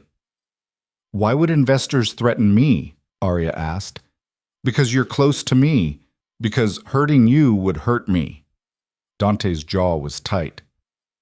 I have enemies, Miss Cole. Lots of them. Some more patient than others. So what, I'm a target now? You've been a target since the moment you agreed to work for me. I just didn't think anyone would be bold enough to act on it. He pulled out his phone again. You're getting a security detail. Full time. No arguments. That's excessive. That's necessary. Someone just threatened you at an event I brought you to. That's unacceptable. His voice was hard, controlled rage beneath professional calm. No one touches what's mine. There was that word again. Mine. Arya should have objected, should have reminded him she wasn't his property. But looking at the genuine concern in his eyes, the first real emotion she'd seen break through his control, she couldn't find the words. At her apartment building, 2 large men in suits were already waiting. Your new best friends, Julian said. They'll be stationed outside your apartment. Go nowhere without them. For how long? Until we find whoever sent that message. Dante walked her to the elevator. I'm sorry, this isn't what you signed up for. Neither was the affordable housing commitment. We adapt. He almost smiled. Go get some rest. We'll figure this out. In her apartment, Arya stood by the windows with the curtains closed, very aware of the 2 men stationed outside her door. The emerald dress suddenly felt like a costume she couldn't wait to shed. Her personal phone, the one she barely used anymore, buzzed. A text from her mother in Ohio. Saw on Facebook, you're still in Seoul. When are you coming home for a visit? Arya looked at the message for a long time. Home. The word felt foreign. When had Seoul become more familiar than Ohio? When had Dante's world become more real than the life she'd left behind? She didn't reply. Didn't know what to say that wouldn't be a lie. The company phone buzzed. Dante. Sleep well. You're safe. Am I? While you work for me, yes. Always. Arya set the phone down and tried to believe him. The next morning, Julian arrived with breakfast and bad news. "We traced the message," he said. "It came from someone in Mr. Kim's organization." Arya's stomach dropped. "I thought we had a deal with him." "We did. Apparently he doesn't care." Julian's expression was grim. "He's been telling people you humiliated him twice. Once at the restaurant, once at the private dinner. His reputation's taken a hit. He wants revenge." "So now what?" "Now Mr. Voss handles it, personally." "What does that mean?" Julian didn't answer. He didn't need to. The look in his eyes said everything. That afternoon, Dante didn't come to the office. Arya worked through meetings and calls, trying not to think about what "handles it personally" meant, trying not to imagine what a man like Dante Voss did to people who threatened what was his. She was in the middle of a conference call when Julian appeared in her doorway, looking more serious than usual. "We need to talk," he said when she'd hung up. "About Mr. Voss." "What about him?" "He's going to do something tonight that can't be undone. Something that will change how you see him." Julian sat down across from her. "And I need you to understand that this is who he is, what he does. The empire he's built isn't clean, and neither are his methods." "Why are you telling me this?" "Because he cares what you think. I've never seen that before. It makes him vulnerable, and vulnerability in our world gets people killed." Julian leaned forward. "Whatever happens tonight, remember that he's doing it to protect you, but also remember that the man capable of protecting you this way is capable of much worse." "You're scaring me." "Good. You should be scared of him, of this world, of what you're becoming by staying in it." He stood. "When he comes back tomorrow, he'll be different, or you'll see him differently. Either way, everything changes." Julian left her sitting in her office, heart pounding, trying to decide if she really wanted to know what Dante Voss did in the dark. Arya didn't sleep that night. She lay in her too expensive bed in her too nice apartment, staring at the ceiling and wondering what Dante was doing, what handling it personally actually meant when the man doing the handling had built an empire in the shadows. Her security detail changed shifts at 2 a.m. She heard the muffled conversation through her door, the exchange of information in voices too low to distinguish words. They were protecting her. From what exactly, she wasn't entirely sure anymore. The company phone stayed silent. No messages from Dante. Nothing from Julian, just the oppressive quiet of waiting for something terrible she couldn't name. Morning came without revelation. Arya went through her routine on autopilot: shower, coffee, the gray suit, because it felt like armor. Her security detail followed her to the car, then to the office, silent shadows that made other employees give her wide berth in the hallways. Dante's office was empty. His assistant, a severe woman named Ms. Choi, told her he was unavailable and offered nothing else. Arya buried herself in work. The Riverside project needed constant attention: investor calls, contractor negotiations, the endless paperwork of building something from nothing. It was almost enough to distract her from the gnawing anxiety in her chest. Almost. Julian appeared just before lunch, looking like he hadn't slept either. "Conference room," he said. "Now." She followed him to a small meeting room she'd never used before, tucked away on the 42nd floor. The windows were tinted dark enough that the city outside looked like a watercolor painting. "Is he okay?" Arya asked before Julian could speak. "Define okay." "Is he hurt? Did something happen?" "Physically, he's fine. Emotionally?" Julian shrugged.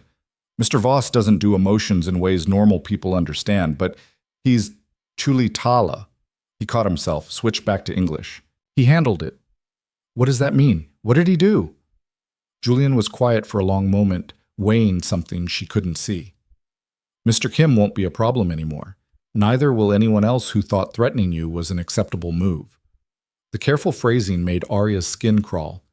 "Did he kill him?" "I didn't say that." "You didn't have to." She sat down heavily. "Oh my God."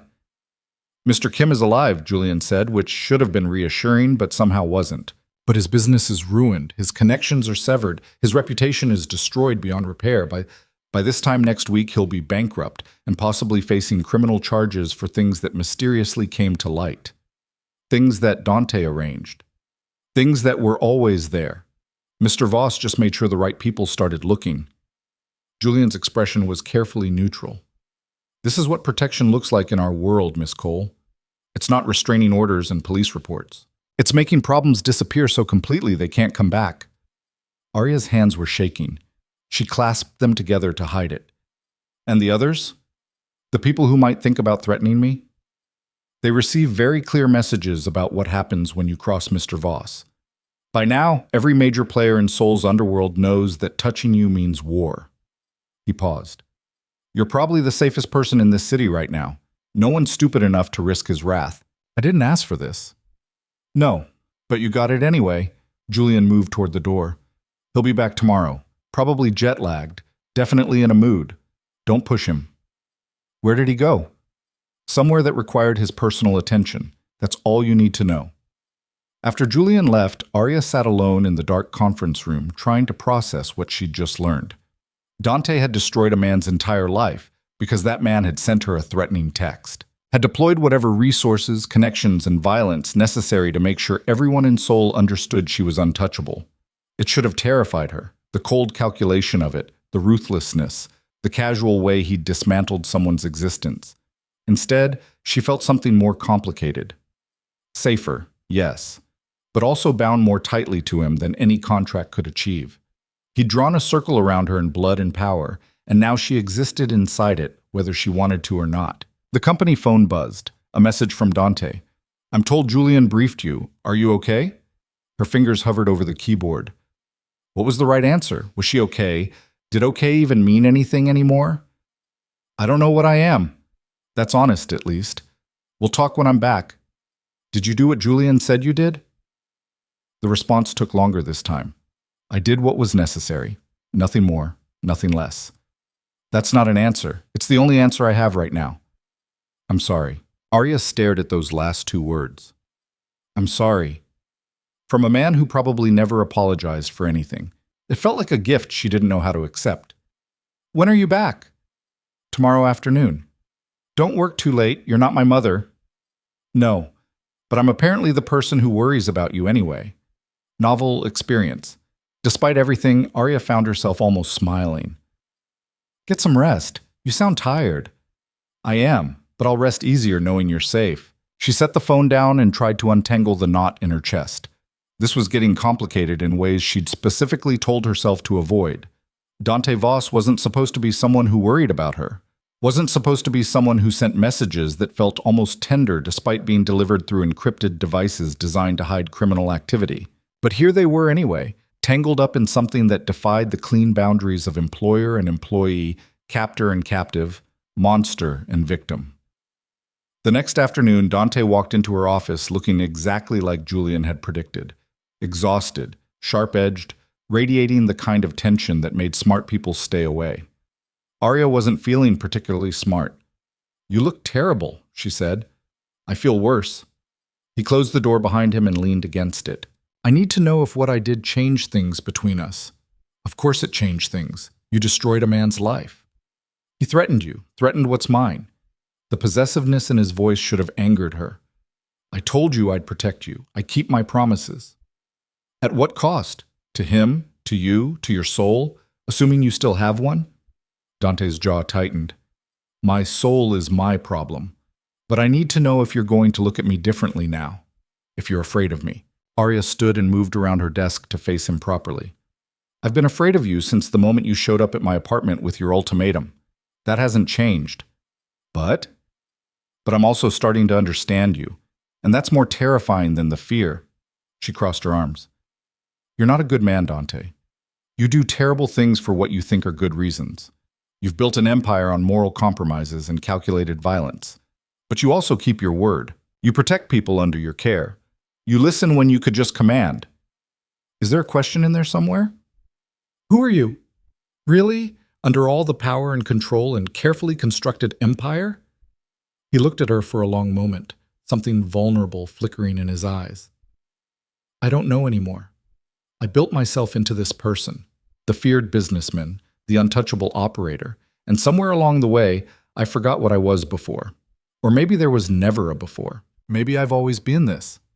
I don't believe that. Why not? Because monsters don't apologize. They don't worry about what people think of them.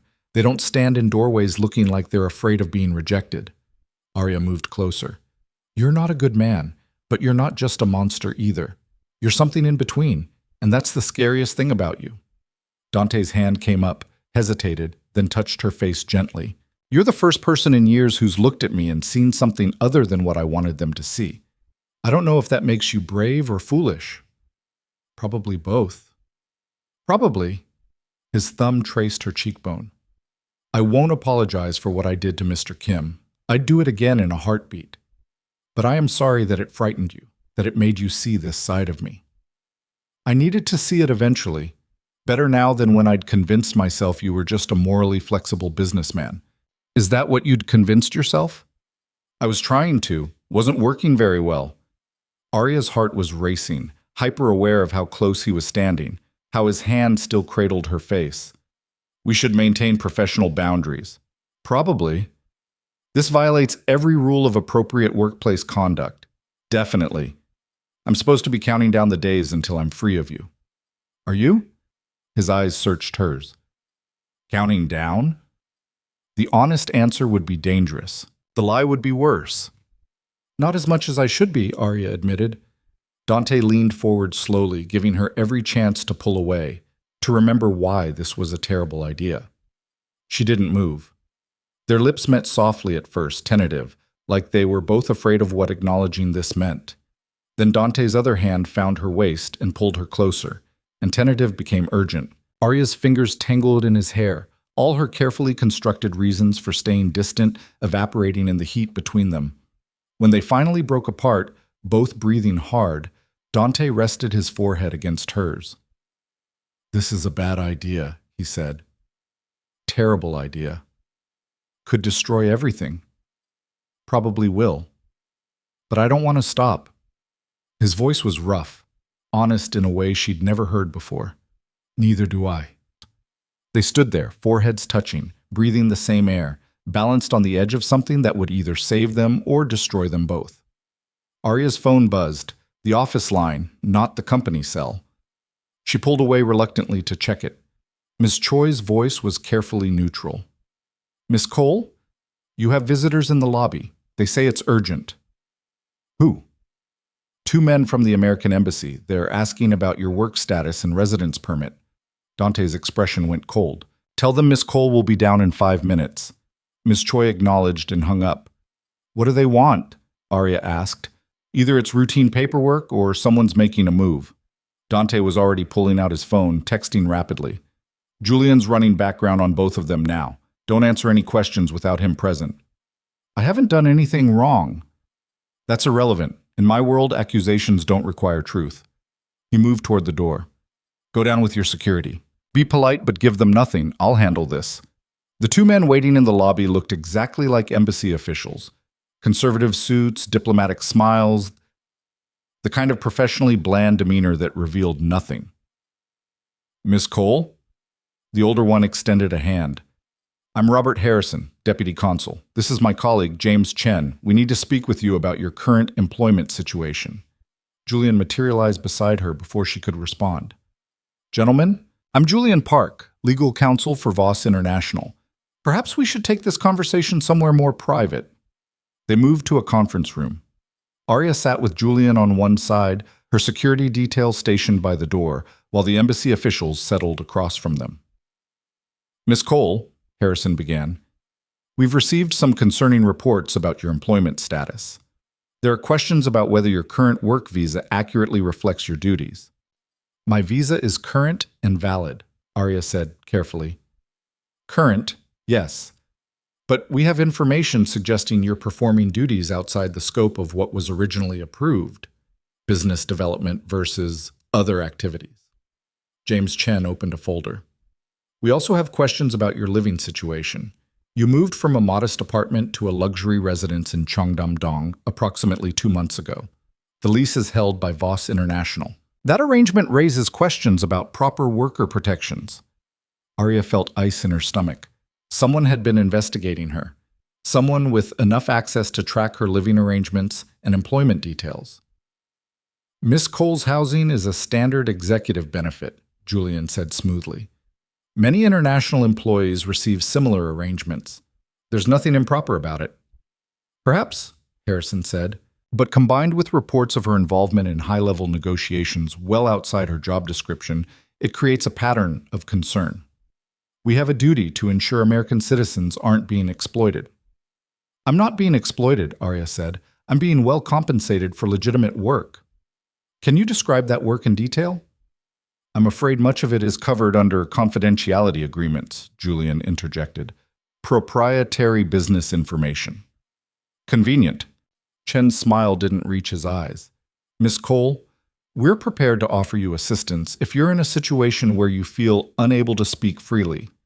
There are resources available for Americans who find themselves in complicated employment situations. I don't need assistance. I'm here voluntarily. Are you? Harrison leaned forward. Because we have reason to believe your current employment may have originated under coercive circumstances. Something about an incident at the Cosmos Club? There it was. Someone had connected the dots between her viral slap and her sudden employment with Dante. Someone was building a case that she was being held against her will. The Cosmos Club incident was a personal matter that was resolved privately, Arya said, keeping her voice steady. My employment with Voss International is completely voluntary. Then you'd have no objection to us reviewing your employment contract? Julian stood. This meeting is over.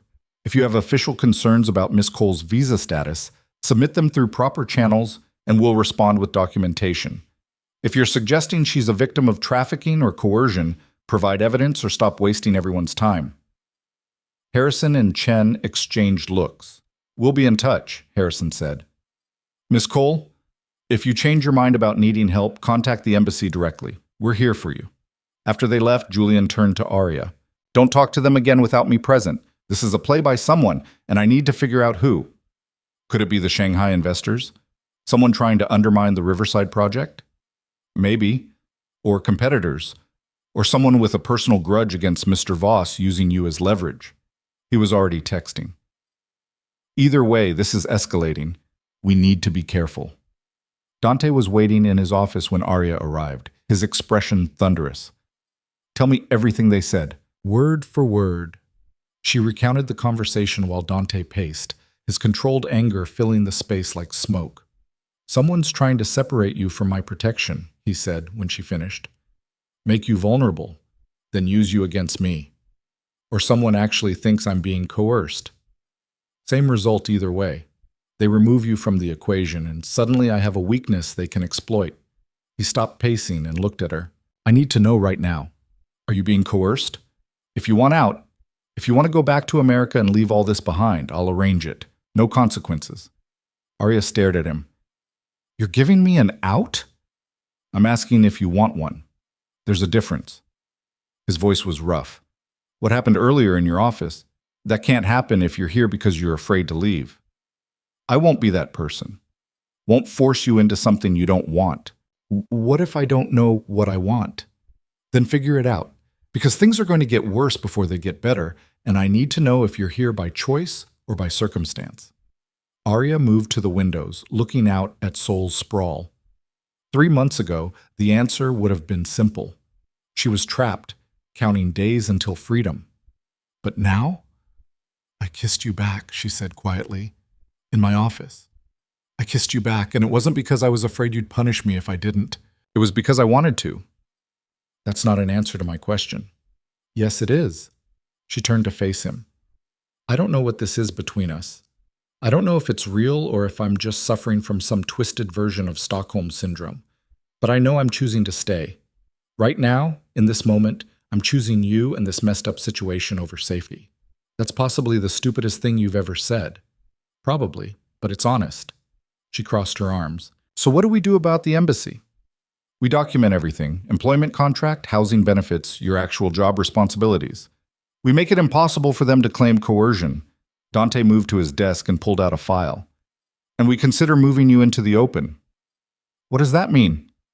Right now you're valuable to my enemies because you're hidden. If we make you public, give you a real title, real authority, make you a visible part of the organization, You become harder to use as leverage, or I become a bigger target. With proportional protection, if you're my director of international operations in title and not just function, threats against you become acts of corporate warfare. The rules change. He handed her the file. Think about it, but decide quickly. Our enemies won't wait for you to feel comfortable. Arya took the file but didn't open it. You're asking me to choose this life, publicly, permanently. I'm asking you to choose it for the next 3 months. After that, you're still free to walk away. His eyes met hers. But yes, if you take this promotion, everyone will know you work for me. There's no hiding anymore. And what we are to each other, whatever this is, stays private, business is business. Whatever else we are? He hesitated, and Arya realized it might be the first time she'd seen Dante truly uncertain. We figure that out away from the office. It was the closest thing to a relationship definition she'd gotten from him. Not much, but more than she'd expected. I'll think about it, she said. Don't think too long. The embassy will move faster than you want. That night, alone in her apartment with her security detail outside, Arya opened the file Dante had given her. Director of International Operations. 6-figure salary, more than she'd ever imagined making. Benefits that included housing, car, travel budget. Real authority to make decisions on projects worth hundreds of millions. Everything she'd worked toward when she first came to Seoul. The career she'd dreamed about. Except it came with strings attached to a man who destroyed his enemies without hesitation. Who'd built an empire in moral gray zones. Who kissed her like she was the only thing in the world that mattered. And then asked her to make impossible choices. Her personal phone rang. Her mother, probably following up on the unanswered text from days ago. Arya let it go to voicemail. She couldn't explain this to her mother. Couldn't explain how she'd gone from ambitious consultant to whatever she was now. Couldn't explain Dante or why the thought of leaving him made her chest tight with something that felt dangerously like panic. The company phone buzzed. Dante, have you decided? Not yet. Still processing. Take your time, but not too much time. That's contradictory. Welcome to my world. Nothing makes sense, but we do it anyway. Arya smiled despite herself. Is this what you're like when you're tired? Almost human? Don't tell anyone. It would ruin my reputation. Your secret's safe with me. I know. That's why I trust you with it. The weight of those words settled over her. Trust. From a man who probably trusted no one. It shouldn't have meant as much as it did. Go to sleep, Dante. We'll figure this out tomorrow. I like that word when you use it. Don't get used to it. I might change my mind. You won't. You're too stubborn to back down now. He was probably right. Arya had never been good at quitting, even when quitting was the smart choice. The next morning, she walked into Dante's office and dropped the signed employment contract on his desk. Director of International Operations, she said. But I have conditions. Of course you do. He leaned back in his chair. Let's hear them. No more surprises, no more finding out about threats after you've already handled them. If someone's coming after me, I want to know. Agreed. Within reason. Some things I'll still handle without involving you. Second condition. Whatever this is between us, it doesn't affect my work. I make decisions based on what's right for the projects, not based on keeping you happy. I wouldn't respect you if you did otherwise. Third condition.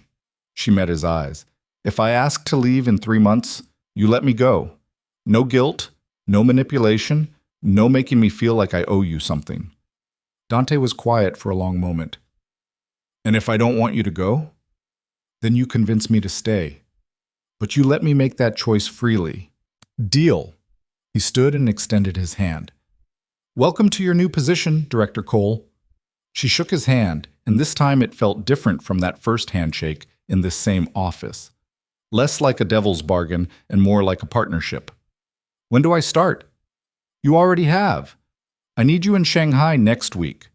The investors want to meet you properly now that you're official. He pulled her closer, using their joined hands as leverage. Fair warning, they're going to assume we're sleeping together. The professional world isn't kind to women who rise quickly. Let them assume what they want. I know the truth. Do you? His other hand found her waist. Because I'm having trouble remembering what the truth is anymore. The truth is that you're my boss, I'm your employee, and this She gestured between them. Is complicated. Understatement of the century. He kissed her softly, nothing urgent or demanding, just connection. But I'm willing to navigate complicated if you are. I must be insane. Probably, but at least we're insane together. Arya laughed, and it felt good. Genuine, like maybe they could figure this out after all. The intercom buzzed. Ms. Choi's voice. Mr. Voss, you have a call from the Shanghai delegation. They say it's urgent. Dante sighed and released Arya. Duty calls. We'll continue this conversation later. Looking forward to it. As she left his office, Arya felt lighter than she had in weeks. The choice was made. For better or worse, she was all in now. The rest of the week blurred past in preparations for Shanghai. Arya met with legal about her new contract, with HR about benefits she didn't need but had to process anyway. She moved offices, a bigger space on the 45th floor with windows that overlooked all of Gangnam. Her security detail expanded. 2 more men, both ex-military based on how they carried themselves. Julian explained it was standard for executives at her level, but Arya suspected it had more to do with the embassy visit than company policy. The Shanghai investors sent a formal invitation for meetings at their headquarters. Dante would come too, along with a delegation that included their CFO and head of development. It was a big deal, the kind of trip that could make or break the entire Riverside project. Don't be nervous, Dante told her the night before they left. They were in his office, going over presentation materials for the 3rd time. They already like you. This is just formality. Formality that involves hundreds of millions of dollars. True, but you've handled worse. He closed the laptop. You slapped a man in public and survived. You negotiated with Ella City Planning and won. You took a promotion from someone most people are terrified of. Shanghai will be easy by comparison. You have a lot of faith in me. I have appropriate faith based on demonstrated evidence. He moved around the desk to where she sat. You're good at this, Arya. Better than you give yourself credit for. Stop doubting yourself. Easy for you to say. You've never doubted anything in your life. That's not true. I doubt things all the time. His hand found hers. I doubted whether giving you an out was smart. Doubted whether you'd choose to stay. Doubted whether I was capable of this, whatever this is, without destroying it. And now? Now I'm still doubting, but I'm doing it anyway. He pulled her to her feet. Come on, I'm taking you to dinner. Actual dinner, not a business meeting disguised as food. Is this a date? Does it need a label? I'd like one. For clarity, Dante smiled. Yes, Miss Cole. This is a date. Our first official one, if you don't count the gala or LA or any of the other times we've had meals together that felt like something more than professional obligation.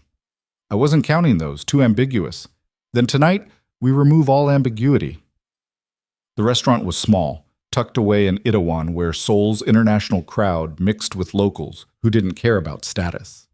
Dante had reserved a private room, because of course he had, but it felt intimate rather than isolating. I've never seen you like this, Arya said over wine that probably cost more than her first car. Relaxed, almost normal. I'm never normal, but I can do approximations when properly motivated. What's your motivation tonight? You. Getting to know you outside the context of work and danger and all the complicated circumstances that brought us together. He leaned forward. Tell me something real. Something you've never told anyone else. Arya thought about it, swirling wine in her glass. I almost didn't come to Seoul. I had the job offer, had everything arranged, but the night before my flight, I had a panic attack. Sat on my bathroom floor convinced I was making a huge mistake. What changed your mind? My mother called, started talking about a teaching position that had opened up at the local community college, how I'd be perfect for it, how I could finally move back home and settle down. Arya smiled ruefully. The certainty in her voice that I'd give up and come back, that's what pushed me onto the plane. Pure spite.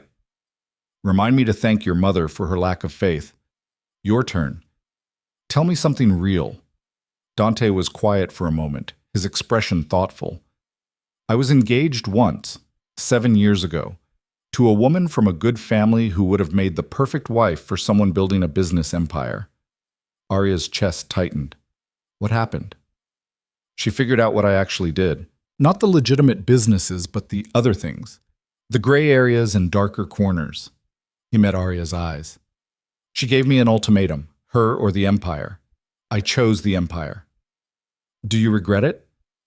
I regretted it for about 2 years, thought I'd made a terrible mistake.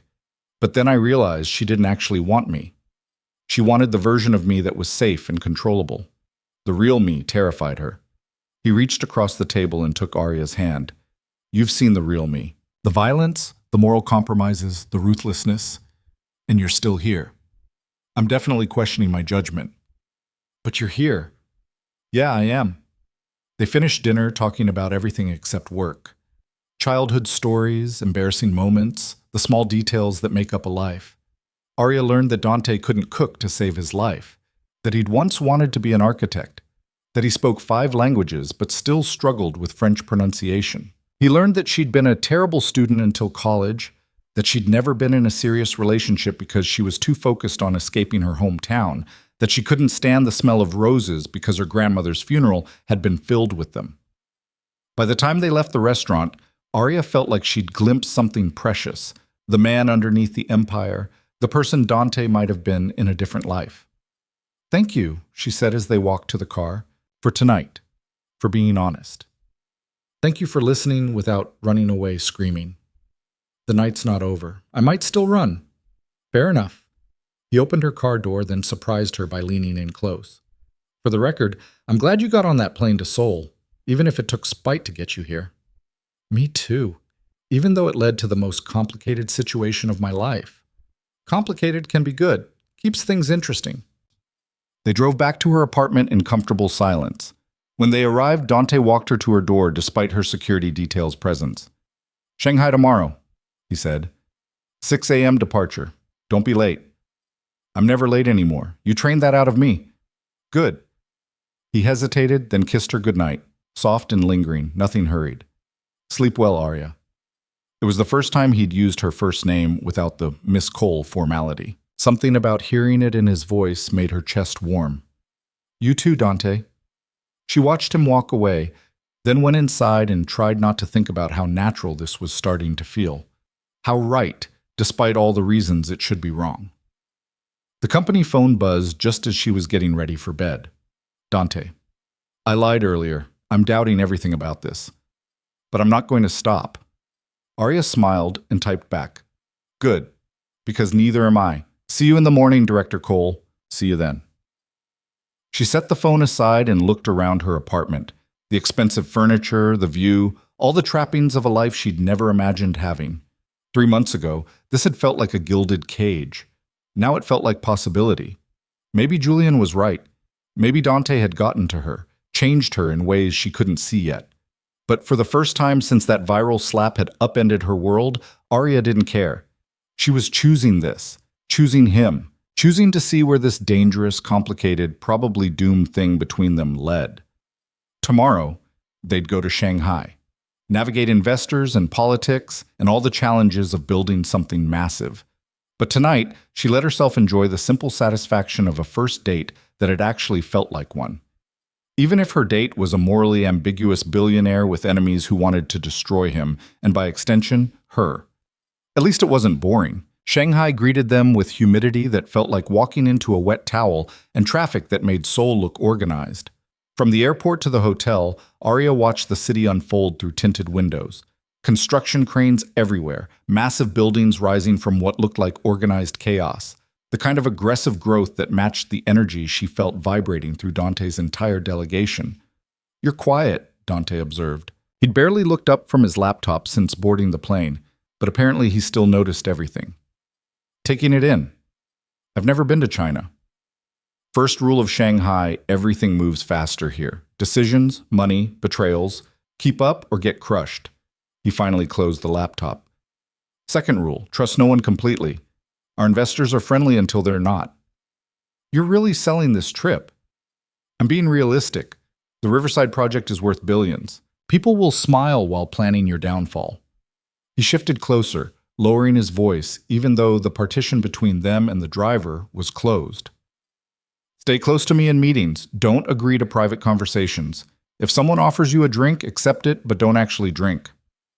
This sounds more like spycraft than business. At this level, there's not much difference. His hand found hers briefly. I won't let anything happen to you, but you need to be smart anyway. The hotel was obscene, gold everywhere, the kind of over-the-top luxury that screamed new money trying too hard. Their rooms were on the same floor, separated by what Dante called plausible deniability distance.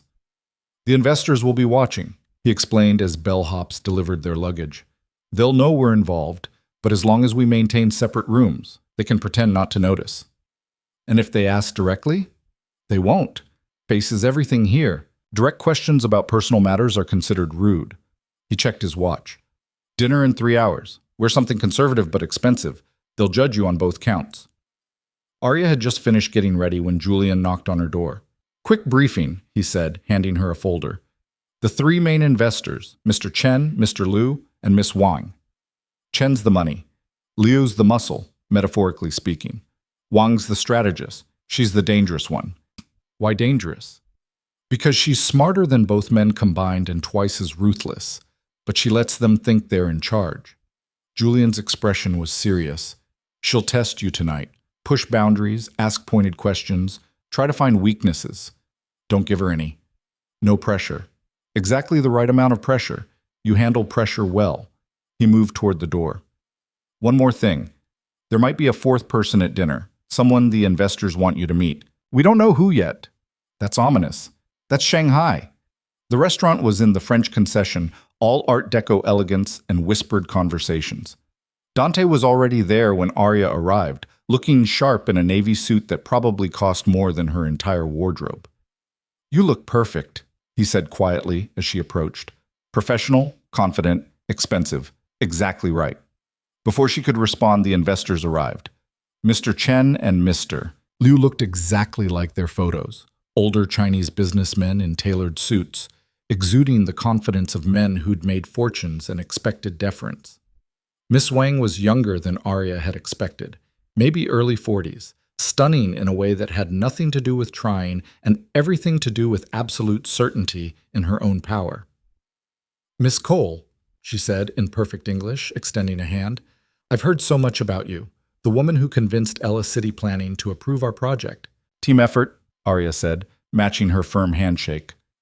Mr. Voss assembled excellent resources. Modest, I like that. Miss Wang's smile didn't reach her eyes. Though I wonder if modesty serves you well in a position like yours. Director of International Operations is not a role for the meek. I prefer strategic humility to empty boasting. Results speak louder. Yes, they do. Miss Wang gestured to the table. Shall we sit? We have much to discuss. They were halfway through appetizers when the 4th person arrived. A woman, late 30s, expensively dressed in the kind of understated way that screamed old money. She was beautiful, porcelain skin, perfect features, the kind of presence that made heads turn, and the way Dante's entire body went rigid when he saw her told Arya everything she needed to know before introductions were made. Dante, the woman said warmly, leaning down to kiss both his cheeks in the European fashion. It's been too long. May. His voice was carefully neutral. I didn't know you'd be joining us. Last-minute addition. I hope you don't mind. She turned to Arya with a smile that could cut glass. You must be the famous Arya Cole. I'm May Zhang, Dante's former fiancée. The silence that followed could have shattered windows. It's nice to meet you, Arya managed, keeping her voice steady even though her stomach had dropped somewhere around her knees. Is it? May took this empty seat next to Dante, which Arya noticed with some satisfaction made him shift slightly away. I'm sure it's awkward, but business is business, and I'm now a minority investor in the Riverside project. So we'll be seeing quite a bit of each other. Miss Wang's smile was predatory. I thought having May join our delegation would provide valuable perspective. She knows both the American market and Dante's approach to business. Dante's jaw tightened, but his expression remained neutral. I wasn't informed of any changes to the investor structure. Recent development, Mr. Chen said smoothly. Ms. Zhang approached us last week with a very generous offer. We thought diversifying our investor base would strengthen the project. It was a trap. An elegant, perfectly executed trap. The investors had brought Dante's ex-fiancée into a major project, knowing it would create tension, knowing it would test both his professionalism and his relationship with Arya. "Welcome to the project," Dante said to May, his voice giving away nothing. "I'm sure your expertise will be valuable." The dinner became a minefield. Every topic seemed designed to highlight May's history with Dante or question Arya's qualifications. May mentioned properties they'd toured together years ago, strategies Dante had shared with her in confidence, inside jokes that excluded everyone else at the table. And through it all, Arya had to smile and nod and pretend her insides weren't twisting with jealousy she had no right to feel.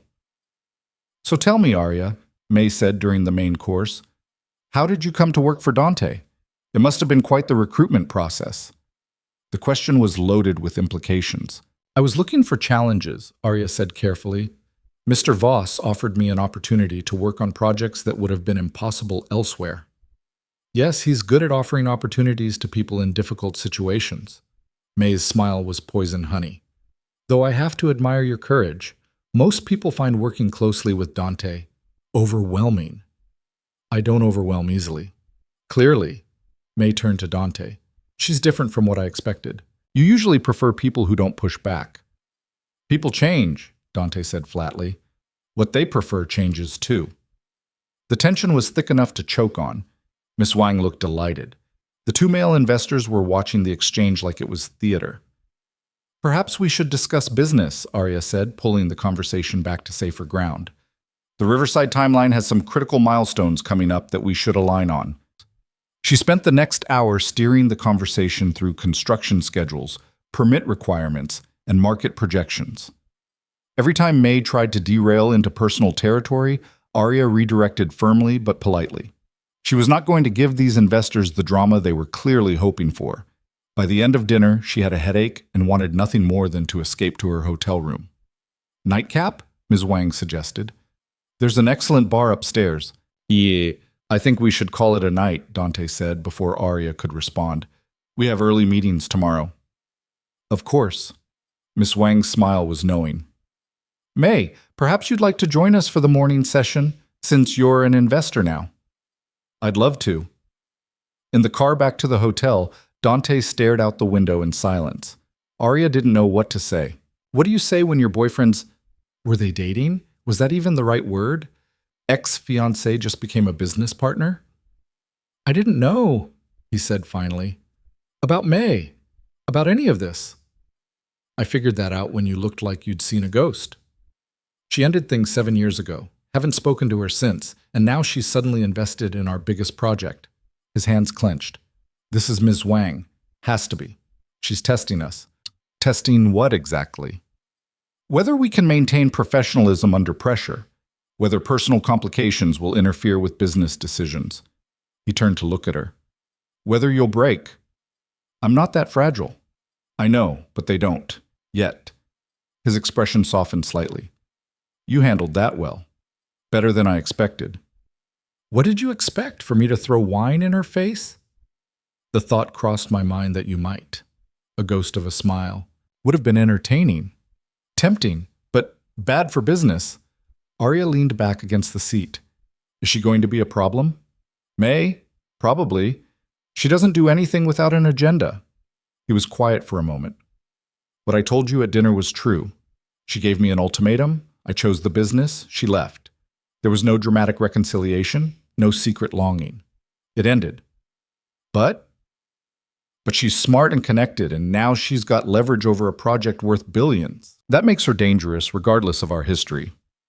Back at the hotel, Dante walked Arya to her room despite the late hour. "I'm sorry," he said at her door. "For tonight. For the ambush. For May. You didn't plan it. Nothing to apologize for.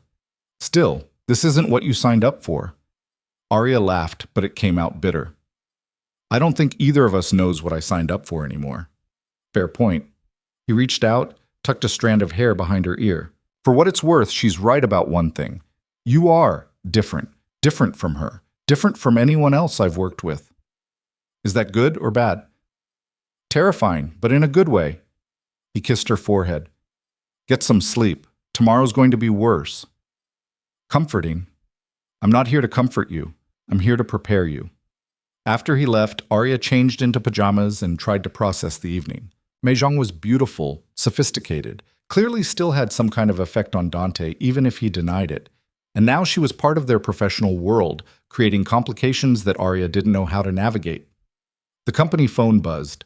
Dante, stop overthinking. How do you know I'm overthinking? Because I know you. You're probably running through every scenario where this gets worse. Maybe. It will get worse. But we'll handle it. Together. You sound very certain. I'm certain about exactly one thing right now. I choose you over her. Over anyone. If that counts for anything. Arya stared at the message for a long time. It should count for everything. But in Dante's world, where trust was currency and loyalty was negotiable, how much weight did those words actually carry? It counts, she typed back. Now go to sleep. One of us should be functional tomorrow. Yes, ma'am. Good night, Arya. Good night. The morning meetings were brutal. May attended all of them, sitting across from Arya with a smile that never quite reached her eyes, offering suggestions that were just helpful enough to be included, but always phrased in ways that highlighted her familiarity with Dante's thinking. Back when Dante and I worked together, she'd say, or Dante used to handle these situations by... Every comment was a small reminder that she'd known him longer, known him intimately, knew parts of him that Arya was still discovering. By lunch, Arya wanted to scream. She's getting to you, Julian observed quietly during a break. Don't let her. I'm fine. You're grinding your teeth. That's not fine. He handed her a bottle of water. May's playing a game. The best way to win is not to play. Easy to say when she's not questioning every decision you make. She's questioning them because they're good decisions. If you were making mistakes, she'd stay quiet and let you fail. Julian's expression was serious. You're threatening her. She thought she could waltz back into Dante's life and he'd fall into old patterns. Instead, she finds you, competent, confident, clearly important to him. She's scrambling. That actually helps. Little bit. Good. Because the afternoon session is about profit distribution, and she's going to fight you on the affordable housing commitment. Don't back down. Julian was right. The moment profit projections came up, May pounced. The 15% affordable housing allocation significantly impacts our returns, she said, looking directly at Arya. I understand the political necessity, but perhaps we could reduce it to 10%? Maintain goodwill without sacrificing as much profit. The commitment is 15%, Arya said firmly. It's already agreed to with Ella City Planning. Changing it now would require reopening negotiations and could jeopardize our permits. But surely there's flexibility. There isn't. Arya pulled up the documentation on the screen. The affordable housing component is written into our conditional approval. Remove it, and we're back to square one with an extremely skeptical planning commission. Miss Wang leaned forward, interested. Miss Cole makes a valid point. Renegotiating could delay the project by months. I'm just suggesting we explore options, May said smoothly. Dante, surely you see the value in maximizing returns. All eyes turned to Dante. This was the test. Would he support Arya's decision or side with May and the profit-focused investors? The affordable housing stays, Dante said. Miss Cole's analysis is correct. Any attempt to reduce it creates more problems than it solves. Long-term stability is worth short-term profit reduction. May's smile tightened almost imperceptibly. Of course, I defer to your expertise. But her eyes when they met Arya's promised this wasn't over. The meetings finally ended around 6. Arya was exhausted, wrung out from maintaining professional composure while being subtly attacked for 8 hours straight. Dinner tonight is optional, Dante told her as they left the conference room. You don't have to come if you need a break. Will she be there? Probably. Then I'm definitely coming. I'm not giving her the satisfaction of thinking she ran me off. He smiled slightly. That's my girl. The possessiveness in those 3 words sent warmth through her chest despite everything. Dinner was at a private club that required a membership waiting list measured in years. The investors were in high spirits, pleased with the day's progress. May was her charming self, regaling the table with stories from her latest business ventures.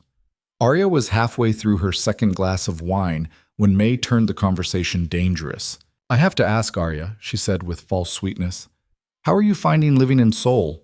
The culture shock must be significant for someone from... She paused delicately. Where was it you're from originally? Ohio. Right, Ohio. Small town America to Seoul's business elite. Quite the journey. May's smile was sharp. I imagine the differences are substantial. I adapt quickly. Clearly. Though I wonder sometimes if adapting means changing who we fundamentally are.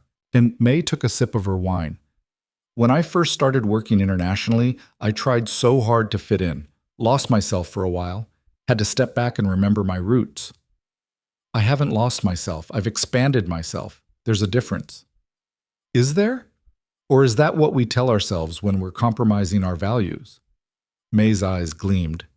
Working for someone like Dante requires flexibility, moral flexibility. I'm curious how you reconcile that with what I assume were fairly conventional American values. The entire table went quiet. Miss Wang looked fascinated. The male investors seemed uncomfortable but interested. Dante's expression was thunderous, but before he could speak, Arya responded. You're right that working at this level requires understanding nuance, she said calmly. Black and white thinking doesn't build successful international partnerships. But understanding nuance isn't the same as abandoning values. It's recognizing that different cultures, different markets, different situations require different approaches. How diplomatic. How realistic. Arya met May's gaze steadily. You worked with Dante for years. You know better than anyone that success in this industry requires making difficult choices.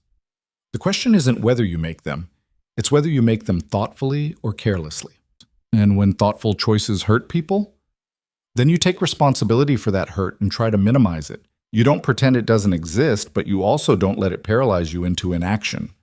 Arya leaned forward slightly. I imagine you made choices that hurt people, including yourself.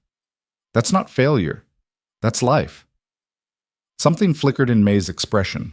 Surprise, maybe, or respect. Well said, Ms. Wang interjected smoothly. I think we've all made difficult choices in pursuit of success. That's what separates those who build empires from those who merely dream about them. The conversation moved on, but Arya felt May's gaze on her for the rest of the evening, assessing, recalculating. When dinner finally ended, Dante was unusually quiet in the car. You didn't need me to defend you, he said finally. No, I didn't. May was trying to rattle you, make you look weak in front of the investors. I know. It didn't work. No, it didn't. He turned to look at her. You're stronger than I give you credit for sometimes.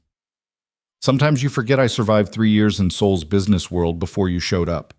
I know how to handle people who underestimate me. Remind me never to underestimate you. Too late. You've been underestimating me since the moment we met.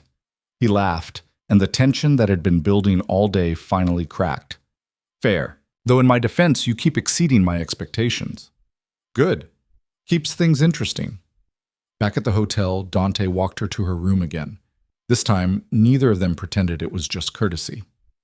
Come in, Arya said, unlocking her door. We should talk. Inside, she kicked off her heels and poured them both whiskey from the minibar. About May, Dante started. I don't want to talk about May. I want to talk about us. Arya handed him a glass. What are we doing here? Really? Honestly, I don't know. This wasn't supposed to happen. What wasn't? You. Caring about what you think, wanting to protect you for reasons that have nothing to do with business. He set down the untouched whiskey. You were supposed to be an employee, a temporary solution to a problem. Instead, you're… What? Something I can't afford to lose. The admission seemed to cost him. And that terrifies me. Because people I can't afford to lose become vulnerabilities, and vulnerabilities get exploited. Arya moved closer. Is that what this week has been about? The investors testing your vulnerability? Partially. They're trying to figure out if our relationship creates weakness they can leverage. He reached out, cupped her face gently. But they're wrong. You don't make me weak. You make me want to be better. Better at business? Better at being human. At remembering why I built all this in the first place. His thumb traced her cheekbone. I wanted to matter. To build something that couldn't be ignored or dismissed. But somewhere along the way, I forgot about everything else. Until you slapped that asshole in my restaurant and reminded me that some things are worth losing everything for. That's a lot of weight to put on one moment of anger. Maybe, but it's true. He kissed her softly. I don't know what we're doing. Don't know if this ends well or badly or somewhere in between, but I know I want to find out. Even if it complicates everything? Especially if it complicates everything? Simple is boring. You're anything but boring. Arya pulled him closer, kissing him properly this time. They stumbled toward the bed, shedding professional distance along with expensive suits, finding something real underneath all the power and control and carefully constructed images. Later, lying tangled in hotel sheets with Shanghai's lights filtering through the curtains, Arya felt something shift in her chest. This was dangerous, not the physical intimacy, that was the easy part, but the emotional vulnerability, the way Dante looked at her like she mattered more than his empire, the way she was starting to believe he really would choose her over everything else. What are you thinking? Dante asked, his fingers tracing patterns on her shoulder. That we're either going to save each other or destroy each other. Not sure which yet. Could be both. Terrifying thought. Welcome to my world. He pulled her closer. For what it's worth, if we're going down, I'm glad it's together. That's possibly the most romantic thing you've ever said to me. Don't get used to it. I have a reputation to maintain. Arya laughed against his chest, feeling lighter than she had in days. Outside, Shanghai pulsed with relentless energy. Inside this room, they'd created something fragile and fierce and entirely their own. The company phone buzzed on the nightstand. Dante groaned but reached for it. It's Julian, he said after reading the message. His expression darkened. We have a problem. What kind of problem? The kind that can't wait until morning. He was already getting up, pulling on clothes with efficient speed. Someone leaked details about the Riverside project to the American media. Financial structures, investor identities, everything. Arya's stomach dropped. How bad? Bad enough that we're going to spend the next 48 hours in damage control. He handed her the phone so she could read Julian's full message. And bad enough that it's clearly an inside job, someone with access to confidential documents. You think it's May? I think it's someone who wants to see this project fail. Whether that's May or someone else? He trailed off, jaw tight. Get dressed. We need to get back to Seoul. Now. 20 minutes later, they were in a car heading to the airport. The investors had been notified, May included. Everyone was scrambling to contain the damage, but Arya could tell from Dante's expression that the damage was already done. Who has access to those documents? She asked as they sped through Shanghai's empty, late-night streets. Internal team, the investors, legal counsel, maybe 30 people total. Dante was typing rapidly on his phone. Julian's checking security logs now to see if anyone accessed the files recently. And if they didn't, if someone just had copies from earlier, then we have a leak we've been carrying for months without knowing it. His expression was grim. Either way, someone betrayed us. And when I find out who, there will be consequences. The flight back to Seoul was tense. Dante spent the entire time on calls, managing crisis response, while Arya monitored American news coverage of the leak. It was bad. Headlines about Chinese money laundering, questions about the legitimacy of the project, calls for investigations. Everything they'd built was unraveling in real time. We can fix this, Arya said during a rare quiet moment. The project is legitimate. The financial structures are complex but legal. We just need to get ahead of the narrative. You sound very certain. I am. Because I've reviewed every document. I know what's real and what's just complicated. She met his eyes. Trust me, I can fix this. That's a lot of confidence for someone who's watching their career potentially implode. My career isn't imploding. It's being tested. There's a difference. She squeezed his hand. And I don't fail tests. Dante's expression softened slightly. No, you don't. They landed in Seoul to chaos. The office was in full crisis mode. Legal team working overtime, PR scrambling to craft responses. Julian met them with updates that were somehow worse than the preliminary reports. The leak included investor communications, he said grimly, personal emails discussing the financial structures. Someone had deep access. Who? Dante's voice was cold. Still tracking it down, but Julian hesitated. The timing suggests it happened after the Shanghai meetings, after May joined the investor group. Dante's jaw clenched. Are you saying what I think you're saying? I'm saying we need to look very carefully at anyone who joined this project recently, including new investors. Handle it quietly. I want to know for certain before we make accusations. Arya spent the next 2 days living in the office, working with legal and PR to craft a response strategy. They prepared documentation proving the legitimacy of every financial structure, scheduled press conferences, reached out to key American politicians to provide context. It was exhausting and terrifying, and exactly the kind of challenge that made her feel alive. On the third day, Julian found her in her office at 2 a.m., still reviewing documents. Go home, he said. You're no good to anyone unconscious. Almost done. That's what you said 4 hours ago. He sat down across from her. We found the source of the leak. Arya looked up sharply. Who? Not May, one of our junior analysts. He'd been approached by a competitor months ago, offered money for information. The timing with May's arrival was coincidental. Does Dante know? He's handling it now, which is why you should go home. What he's about to do isn't something you need to witness.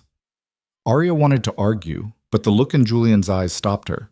Some things were better left unknown. She went home, showered, and fell into bed still wearing yesterday's clothes. The company phone buzzed just as she was drifting off.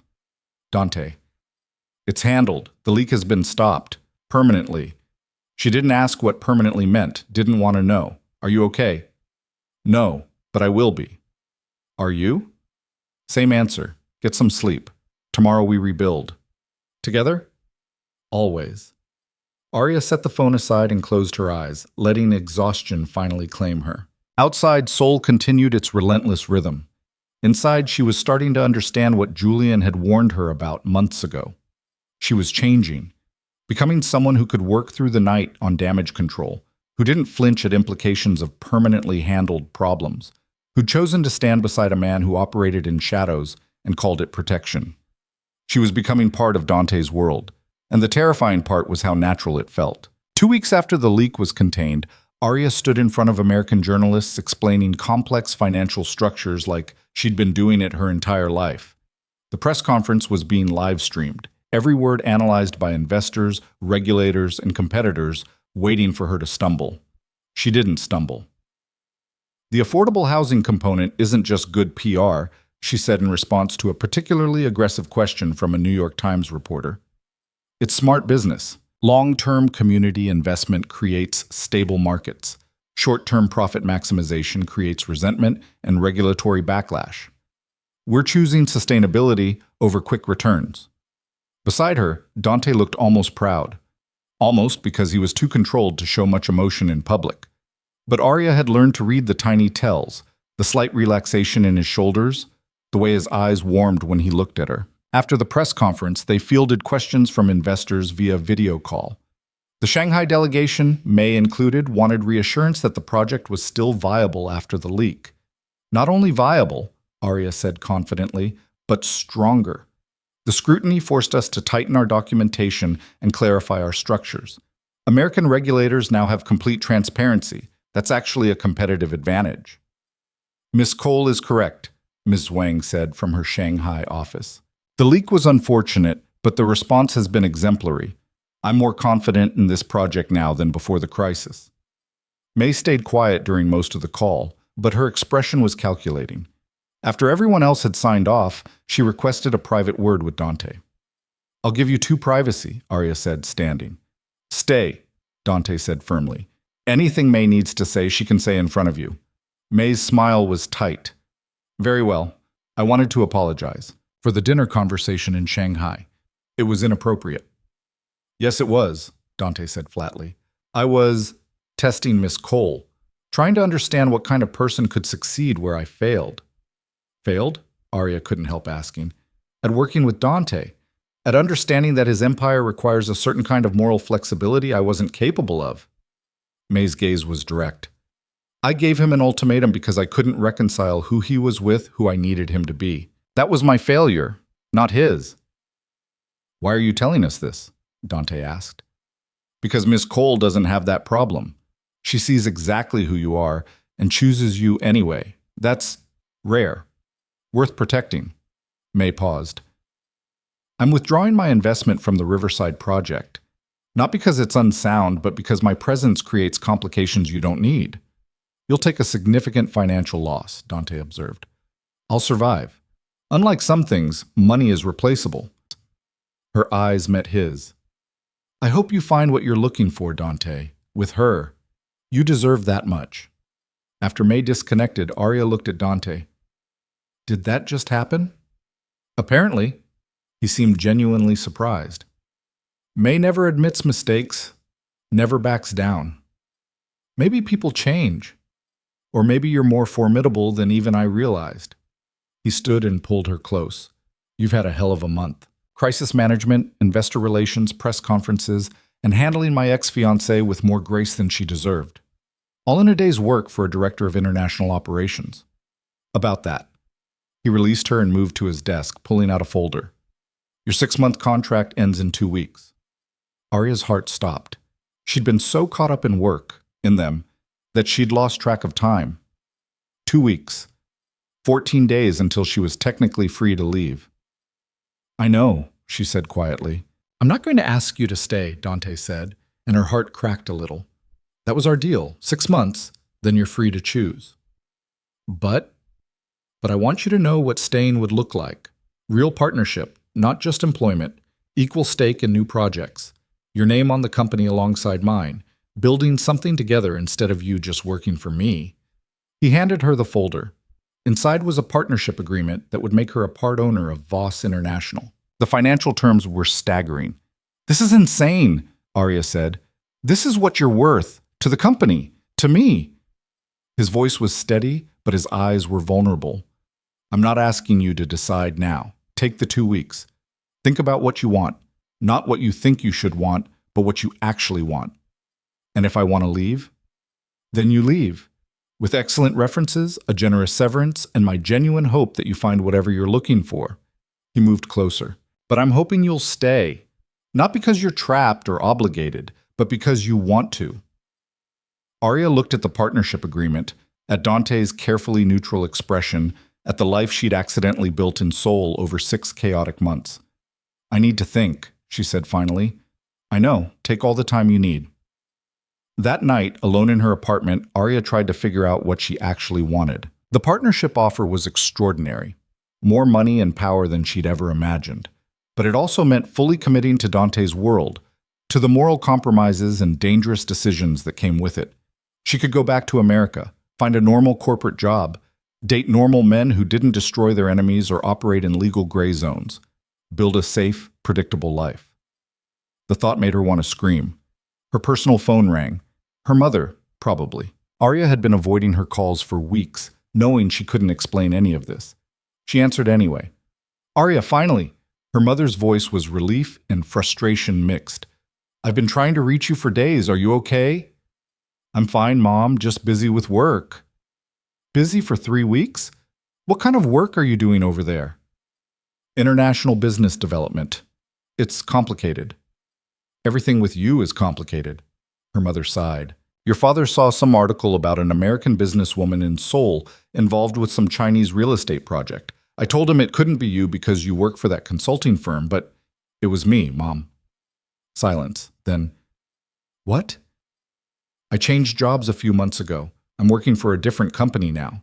Bigger projects, more responsibility. Why didn't you tell us? Because how do you tell your small-town parents that you're in a relationship with a billionaire who might be connected to organized crime? That you've become someone who handles crises and negotiates billion-dollar deals and doesn't flinch at implications of violence? It happened fast, Arya said instead. I'm sorry I didn't call. Things have been chaotic. Are you happy? Her mother asked, cutting through everything else. The question caught her off guard. Was she happy? I think so, Arya said slowly. It's not what I expected, not the life I planned, but yes, I think I'm happy. Then that's all that matters. Her mother's voice softened. Your father and I worry about you over there alone.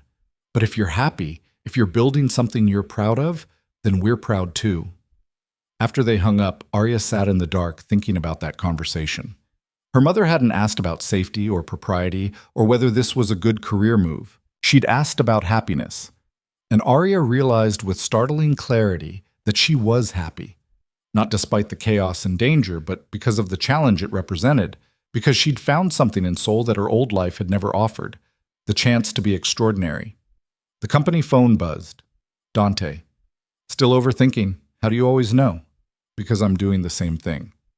Overthinking whether I'm selfish for wanting you to stay. Are you? Probably. But I want you anyway. That's honest, at least. Honesty is all I have left to give you. Everything else you've already seen. Arya smiled and typed, "What if I stay and we destroy each other? Then at least we went down swinging, better than playing it safe and wondering what if." You're terrible at reassurance. I'm terrible at a lot of things, but I'm excellent at building empires. Stay and help me build one worth having. She set the phone down without responding, but her decision was already made. She'd known it the moment her mother asked if she was happy. The next morning, Arya walked into Dante's office and dropped the signed partnership agreement on his desk. "I have conditions," she said. He looked up from his laptop, something like relief crossing his face. "Of course you do. I want actual partnership, not you making all the decisions and telling me after." "Agreed. I want to launch legitimate initiatives, affordable housing programs, community development, things that aren't just profit-driven. That'll make some investors unhappy. I don't care. If we're building an empire, I want it to be one that actually helps people, not just one that makes us rich." Dante stood and moved around the desk. "Anything else?" "Yes. Whatever this is between us, we figure it out together. No more secrets, no more handling things for my protection without telling me. If we're partners in business, we're partners in everything. That's asking a lot." "I know. Can you do it?" He was quiet for a moment, and Arya saw the war in his eyes, between control and trust, between his instinct to handle everything alone and his desire to let her in. "I can try," he said finally. "I'll probably fail sometimes. My instinct is to protect you by keeping you in the dark. But I'll try to remember you don't need that kind of protection." "Good enough." She moved closer. "So we're doing this? Actually doing this?" "Apparently." He pulled her into a kiss that felt different from all the ones before, less desperate, more certain. "Welcome to partnership, Arya Cole. It's going to be a disaster." "Probably, but it'll be our disaster."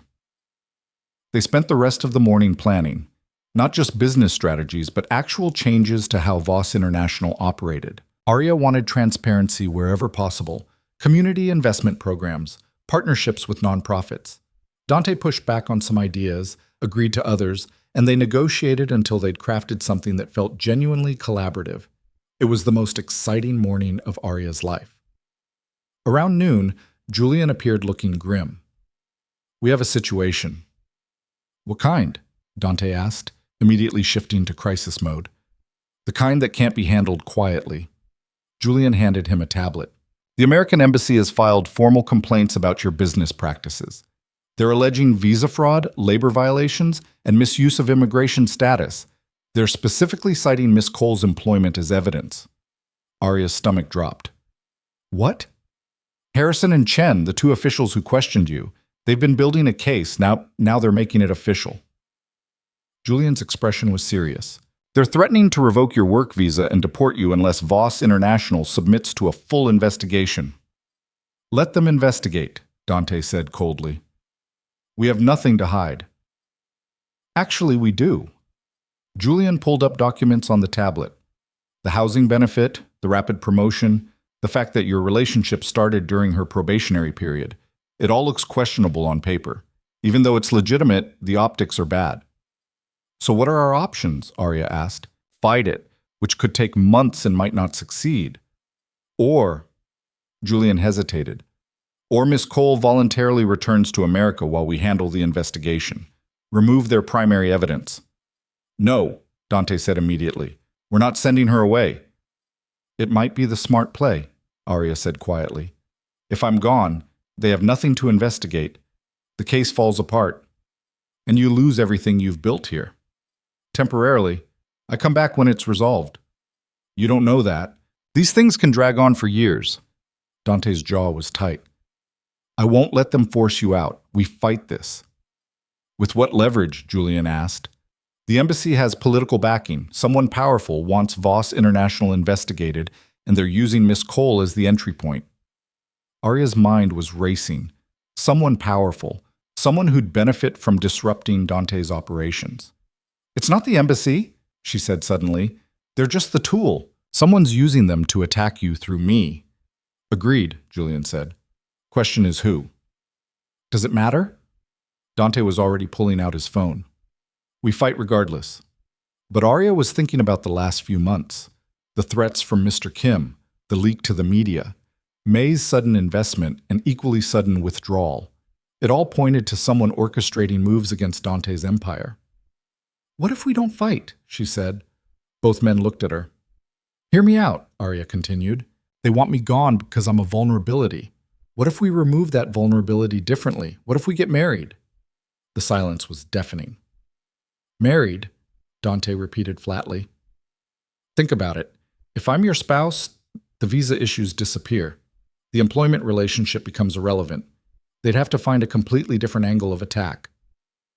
She was talking faster now, the plan forming as she spoke. It solves the immediate problem and removes me as a leverage point permanently. That's insane, Julian said. You can't get married just to solve a visa problem. Why not? People do it all the time. Because it's fraud, and because... Julian looked between them. Because marriages of convenience tend to get complicated when actual feelings are involved. We're already complicated, Arya said. This just makes it official. Dante hadn't said anything. He was staring at her with an expression she couldn't read. Say something, Arya prompted. I'm trying to figure out if this is the bravest or stupidest thing you've ever suggested. Could be both. Definitely both. He ran a hand through his hair. You understand what you're proposing, legally binding yourself to me, to my world and everything that comes with it? I just signed a partnership agreement doing exactly that. Marriage is just paperwork that happens to solve our current problem. Marriage is more than paperwork. Then we figure out what it means as we go. Just like we've been figuring out everything else. Arya moved closer. Unless you have a better idea? Julian cleared his throat. For the record, I think you're both insane. But it would work. Spousal visa is ironclad. The embassy would have to back down. Dante looked at Arya for a long moment. You're serious about this? Completely. You'd marry me to save your visa and my business?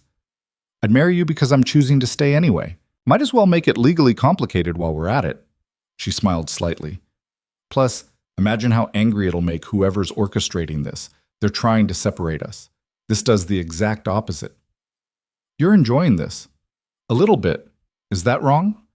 Dante laughed and tension broke. No, it's perfect. You're perfect. He pulled her close. Okay, let's do it. Let's get married and make all our enemies furious. That's possibly the least romantic proposal ever. Would you prefer I get on one knee and make speeches about love? God, no. This is much more us. Julian groaned. I'll contact legal about expediting the paperwork. This is going to be a nightmare. Everything worth doing is, Dante said, not taking his eyes off Arya.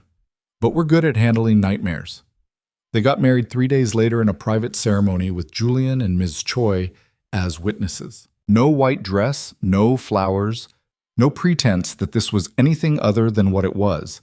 A strategic move that happened to involve genuine feelings neither of them was quite ready to examine. The marriage certificate was filed immediately.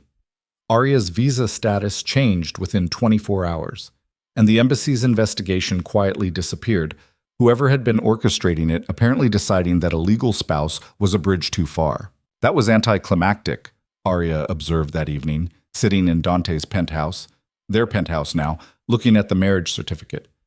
You were expecting drama? A little bit, some last-minute crisis, maybe a kidnapping attempt. Don't tempt fate. We still have enemies. But I'm legally Mrs. Voss now. That has to count for something. Dante winced. You don't have to take my name. I know, but I'm going to anyway. Arya Voss has a nice ring to it. She looked at him. Does this feel weird to you? Being married? Everything about us is weird. This is just one more thing. He pulled her closer. But no, it doesn't feel wrong.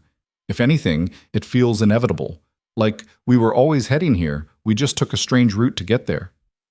Strange is one word for it. What word would you use? Arya thought about it. Earned. We earned this. Through crisis and chaos and figuring out how to be partners when everything was trying to tear us apart. I like that better. Dante kissed her softly. So what now, Mrs. Voss? Now we build our empire. The one we actually want, not just the one we inherited. She stood and moved to the windows, looking out at Seoul. I want to start with affordable housing, real programs, not just token gestures, community centers, job training, things that actually help people. That'll cost millions. We have millions. Might as well use them for something other than more expensive suits. I like my expensive suits. You can keep the suits, just also fund some community programs. Dante joined her at the windows, wrapping his arms around her from behind. You're going to change everything, aren't you? I'm going to try. Is that okay? It's better than okay. It's why I married you. He paused. Well, one of the reasons. What are the others? You're brilliant, fierce, terrible at backing down from a fight, and you make me want to be someone worthy of you. That's a lot of pressure. You can handle it. You handle everything else. They stood there as Seoul's lights flickered on, marking the transition from day to night. Somewhere in the city, their enemies were probably planning next moves. Somewhere, new crises were brewing. But for this moment, they were just two people who'd found each other in chaos and decided to build something better. The next morning, Arya walked into her office, their office, since she and Dante had decided to combine spaces, to find Julian waiting with his usual grim expression. Good news or bad news first? He asked. There's good news? The Riverside project just got final approval. Construction starts next month. That's amazing. What's the bad news? Mr. Kim was found dead this morning, apparent suicide. Arya's stomach dropped. How? Jumped from his apartment balcony. Left a note about financial ruin and shame. Julian's expression was carefully neutral. The police are calling it suicide. Investigation will be brief. Did Dante and Mr. Voss was with you all night. He has an alibi, and before you ask, no, he didn't order it either. We've been monitoring Mr. Kim, but there were no plans to act. Then who? Best guess, Mr. Kim really did jump. Between the bankruptcy, the criminal charges, and the social ostracism, he had plenty of reasons. Julian paused. But if someone did help him along, it wasn't us, and we're not sorry he's gone. After Julian left, Arya sat in silence, processing. Mr. Kim was dead. The man who'd started this entire chain of events with his wandering hands and entitled attitude was gone. She should feel something, relief, guilt, something. Instead, she felt numb. Dante found her an hour later, still sitting at her desk, staring at nothing. Julian told you, he said. Yeah. Are you okay? I don't know what I am. She looked up at him. I hated him. For what he did, for how he threatened me. But I didn't want him dead. I know. Did you? No. I considered it multiple times, but I didn't. Dante sat down across from her. His death is a natural consequence of his own actions. Sometimes karma doesn't need our help. That's convenient. That's reality. Men like Mr. Kim burn bridges until they run out of places to stand. What happened to him was always going to happen. We just happened to be adjacent to it. Arya wanted to believe that, wanted to believe they weren't responsible for another person's death, even indirectly. But she couldn't shake the feeling that their world, Dante's world, her world now, had a way of eliminating obstacles permanently. I need air, she said, standing abruptly. I'll come with you. No, I need to think. Alone. He looked like he wanted to argue, but nodded instead. Take security with you at least. She did, though she ignored the two large men who followed at a discreet distance as she walked through Gangnam's streets. Seoul moved around her with its usual frenetic energy. Millions of people living normal lives that didn't involve moral compromises and dead enemies. Arya found herself at a small park, sitting on a bench watching children play while their parents chatted nearby. Normal people doing normal things. She used to be normal. Used to worry about client presentations and apartment rent and whether she should get bangs. Now she worried about international business deals and whether her husband had accidentally started a war with competitors and whether she was slowly becoming someone she wouldn't recognize. Her phone buzzed. Not Dante, surprisingly, but an unknown number. Against her better judgment, she answered. "Mrs. Voss," a woman's voice said. Familiar, but Arya couldn't place it. "Or should I say Miss Cole? I hear you've had quite the journey these past 6 months." "Who is this?" "Someone who's been watching your transformation with great interest.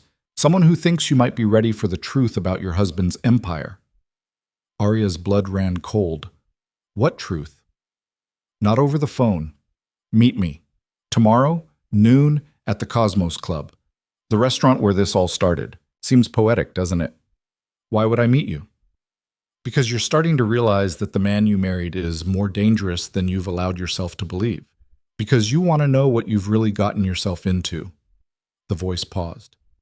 "And because if you don't meet me, I'll release information that will destroy everything you've built. Your choice, Mrs. Voss." The line went dead.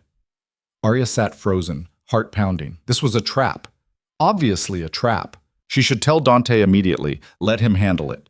But part of her, the part that was tired of being protected, tired of half-truths and managed information, wanted to know what this person had to say. She went home without telling Dante about the call. That night, lying next to her husband, she wrestled with what to do. Trust him completely and tell him everything? Or meet this mysterious caller and finally get some answers that weren't filtered through his perspective?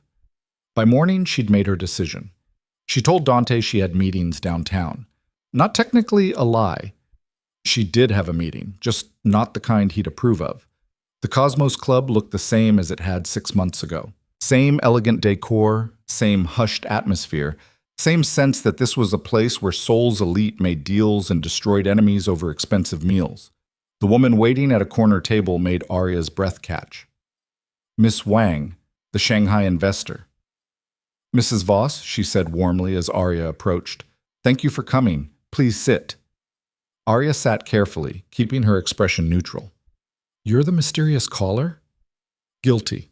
Though I hope mysterious is the worst accusation you'll have for me by the end of this conversation."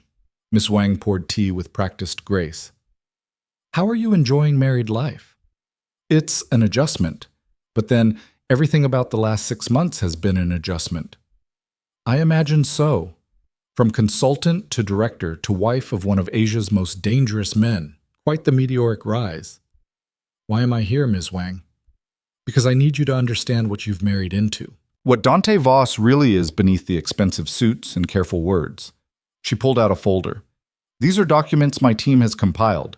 Financial records, communication logs, witness statements. They paint a picture of your husband's empire that I suspect he's kept from you.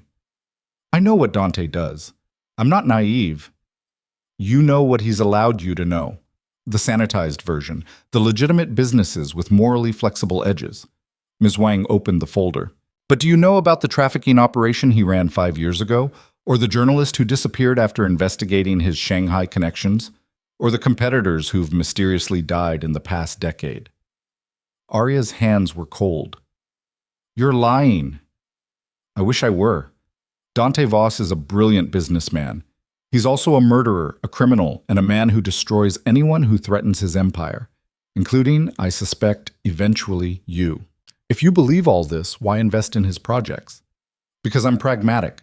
I can hate the man and respect his business acumen simultaneously, but you," Ms. Wang leaned forward, "you married him thinking you could change him, save him, make him better. That's admirable and foolish in equal measure." "What do you want from me?" "I want you to wake up before it's too late.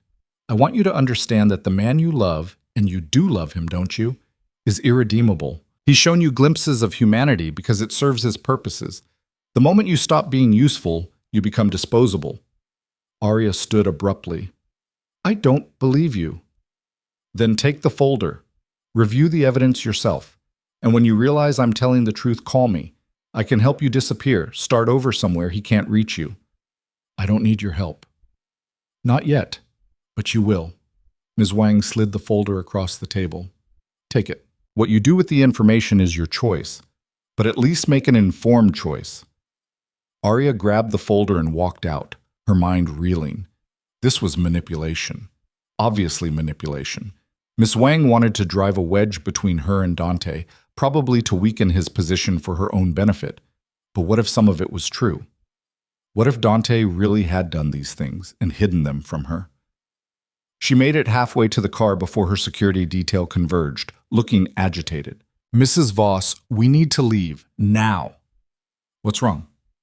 "Multiple reports of suspicious individuals in the area. Mr. Voss wants you back at the office immediately." They rushed her into the car, and Arya clutched the folder to her chest as they sped through Seoul's streets. Her phone was ringing. Dante, Julian, numbers she didn't recognize. Something was very wrong. They were 3 blocks from Voss Tower when the other car hit them. The world exploded into noise and pain and spinning. Glass shattered, metal screamed. Arya felt the impact in her bones as their car flipped once, twice, coming to rest on its side. Everything hurt. She couldn't breathe properly. One of her security guards was unconscious in the front seat, blood running down his face. The other was trying to reach for his weapon with a clearly broken arm. The folder had scattered, documents everywhere. Through the shattered window, Arya saw men approaching, armed men with faces covered, moving with military precision. This wasn't an accident. This was an attack. She tried to move, to escape, but her seatbelt was jammed and her door was crushed. Trapped. She was completely trapped. The men reached the car. One of them wrenched open the back door, reached in, and grabbed her by the hair. "Hello, Mrs. Voss," he said in accented English. "You're coming with us." Everything went black. Arya woke to darkness and the smell of mildew. Her head throbbed, and when she tried to move, she realized her hands were zip-tied behind her back. She was sitting on a concrete floor in what felt like a basement or warehouse, somewhere cold and empty. "She's awake," a voice said nearby. Lights came on, blinding after the darkness. Arya blinked until her eyes adjusted, taking in her surroundings. Warehouse, definitely. Empty except for a few chairs and the men guarding her. And standing in front of her, looking satisfied, was a man she didn't recognize. "Mrs. Voss," he said in Korean. "Or should I call you Arya? I feel like we're past formalities at this point." "Who are you?" "Someone your husband has wronged. One of many, actually. But I'm the one who decided to do something about it." He crouched to her eye level. "My name is Park Min-ho. 6 years ago, your husband destroyed my father's business. Drove him to bankruptcy, then to suicide. Sound familiar? Mr. Kim." This was about Mr. Kim. "My father wasn't a good man," Park continued. "I'm aware of that. But he was my father, and Dante Voss destroyed him for the crime of being competition. Now I'm returning the favor." "By kidnapping me?" "By taking something he can't afford to lose. You. The woman who miraculously changed the great Dante Voss. Made him soft. Made him vulnerable." Park smiled. "He's probably tearing apart Seoul looking for you right now." "Good. Let him suffer. He'll find me. Eventually, but not before I've made my point." Park stood. "You're going to call him. Tell him you're safe. Tell him to meet my demands or you die. Simple." They untied one of her hands and gave her a phone. Dante's number was already dialed. He answered on the first ring. "Arya." "I'm okay," she said quickly. "They haven't hurt me." "Where are you?" "I don't know. Somewhere." Park took the phone. "Mr. Voss, your wife is alive for now. Whether she stays that way depends on you. I want $50 million and your public admission of guilt for destroying Park Industries 6 years ago. You have 12 hours. Let me talk to her again." Dante's voice was deadly calm. "No. Let me talk to her, or this conversation ends and you learn exactly how far I'll go when someone threatens what's mine." Park hesitated, then handed the phone back to Arya. "I'm sorry," she said. "I went to meet Miss Wang at the Cosmos Club. She wanted to show me documents about you. I should have told you." "None of that matters," Dante interrupted. "Just stay calm. I'm coming for you. They want money, and I don't care what they want. They touched you. That means they're already dead. They just don't know it yet." His voice softened slightly. "Are you hurt?" "Bruised. Nothing serious." "Good. Stay strong. I'll be there soon." Park took the phone back. 12 hours, Mr. Voss. Don't test me." After he hung up, Arya was dragged to a corner and tied to a pipe. Park left with most of his men, leaving 2 guards watching her. The warehouse settled into tense silence. Arya worked at the zip ties, but they were too tight. Her wrists were already raw from struggling. Hours passed. She thought about Dante, about their 6 months together, about the choice she'd made to stay and build something with him. If she died here, would he blame himself? Would he turn into something even darker, something beyond redemption? Or would he just move on, find another partner, continue building his empire without her? She was testing the bonds again when she heard it, gunfire, sudden and close.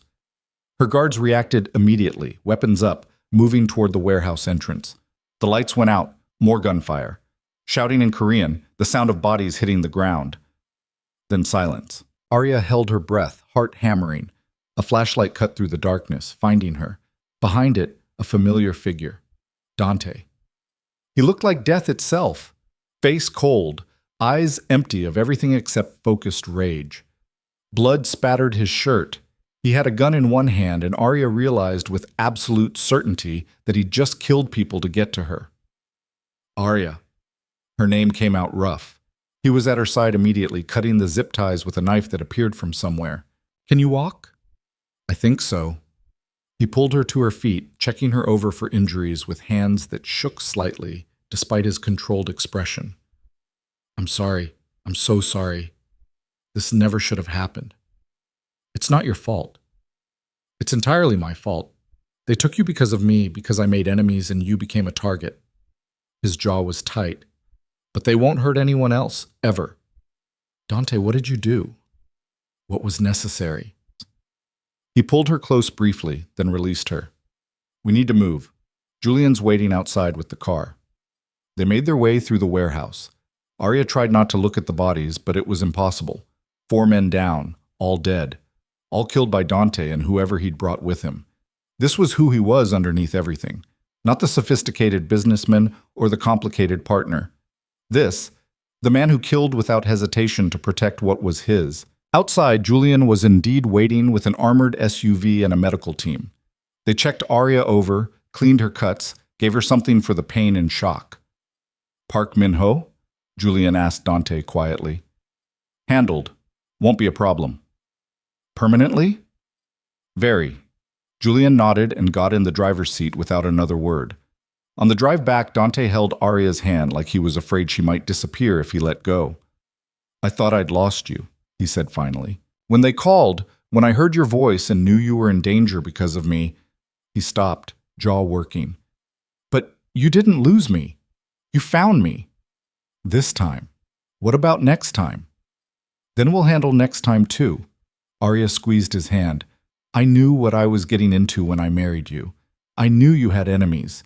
Knew this life was dangerous. Today doesn't change that. It should. You should be terrified. Should want to run. Where would I run to? Back to Ohio. She laughed, but it came out shaky. I'm in this now, for better or worse. Isn't that what we agreed to? I don't deserve you. Probably not, but you're stuck with me anyway. They made it back to Voss Tower, where Arya was checked over by a private doctor who pronounced her miraculously uninjured beyond bruises and mild shock. She showered, washing away blood and dust and fear, trying to process everything that had happened. When she came out, Dante was sitting on their bed holding the documents from Miss Wang's folder. They'd been collected from the accident scene apparently. You went to meet her, he said, without telling me. I wanted answers. And? Did you get them? Arya sat down next to him. She said you were a murderer, said you'd trafficked people, killed journalists, destroyed anyone who threatened you. She said I should run before you destroyed me too. And you believe her? I believe some of it is probably true. The murders definitely. I just watched you kill 4 men without hesitation. The rest? She shrugged. I don't know, and right now, I don't care. You should care. Why? So I can agonize over whether my husband is redeemable? Whether I'm complicit in his crimes just by loving him? She took the folder from his hands and tossed it aside. I'm done pretending I don't know who you are. I know. And I'm staying anyway. Dante looked at her like she'd performed a miracle. You're insane. Probably. We've established that I make terrible decisions. She moved closer. Tell me the truth. About the trafficking, the journalist, all of it. I want to hear it from you. He was quiet for a long time. Then, 5 years ago, I got involved with some associates who were moving people across borders. I thought it was labor recruitment. Turned out to be trafficking. When I found out, I pulled out immediately and made sure the operation was shut down. But yes, I was involved, even if I didn't know the full scope. And the journalist? She was investigating my Shanghai connections. I didn't kill her, but I know who did, and I didn't stop it, didn't even try. His voice was flat. I told myself she was a threat to the business, to everything I'd built. The truth is, I was a coward who let someone else do my dirty work. And the competitors, Ms. Wang mentioned? Some died. Some were destroyed financially. Some just disappeared. He met her eyes. I'm not a good man, Arya. I've done terrible things in pursuit of power. Things I can't take back or make right. If you want to leave, I'll understand. Arya considered it, really considered it. This was her chance to walk away, to choose safety and morality over whatever this thing between them was. No, she said finally. I'm not leaving, but things change from here. What changes? Everything. We rebuild. Not just the business model, but you, us. We become better. She took his hands. I'm not naive enough to think you can erase your past. But we can choose what you become going forward, what we become together. That's asking a lot. You asked me to stay, to build an empire with you. This is what that looks like. An empire worth having, built on something more than fear and violence. And if I can't change, if this is who I am, then we figure it out together, because I'm done pretending this is simple. It's not. You're not. But I choose this anyway. Dante pulled her close, and Arya felt something shift between them. Not resolution. They had too many problems for that. But commitment. Real commitment to figuring out what they could become if they actually tried. I love you, he said quietly. I don't think I've ever said that to anyone and meant it, but I mean it with you. I love you too, even though you're a disaster and you've made my life infinitely more complicated. That's the least romantic acceptance I've ever heard. Would you prefer poetry? From you? Absolutely not. Brutal honesty is much more us. They spent that night talking. About his past, about her fears, about what they wanted their empire to actually look like. It wasn't comfortable. Arya learned things that made her stomach turn. Dante admitted to failures and choices that couldn't be undone. But by morning, they had something that felt like a path forward. Over the next months, they rebuilt. Not just recovering from the kidnapping and attack, but fundamentally reshaping how Voss International operated. They divested from gray area businesses, launched legitimate community programs, started making decisions based on long-term good instead of short-term profit. It wasn't easy. They lost investors who didn't like the new direction, made enemies of former allies who preferred the old Dante, had fights about values and compromises and where to draw lines. But they also built something genuine, affordable housing that actually helped families, community centers that created opportunities, business practices that could survive scrutiny. The Riverside Project became their flagship, proof that they could build something massive and profitable while actually benefiting the community. When it opened 18 months after that first LA trip, Arya stood beside Dante at the ribbon cutting and felt something she hadn't expected. Pride. Real pride in what they'd created together.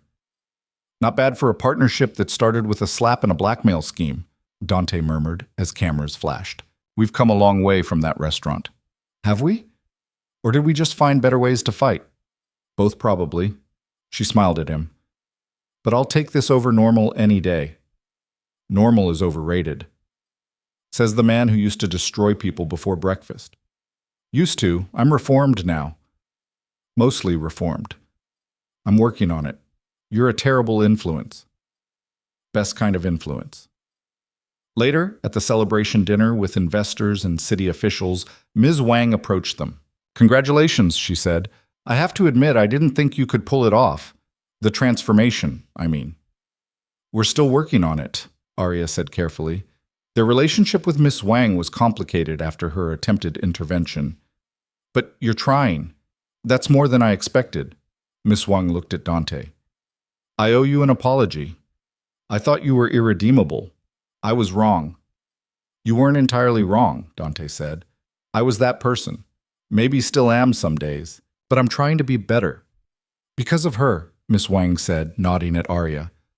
Because of us. We're better together than we ever were separately. After Miss Wang left, Arya leaned against Dante. Did that just happen?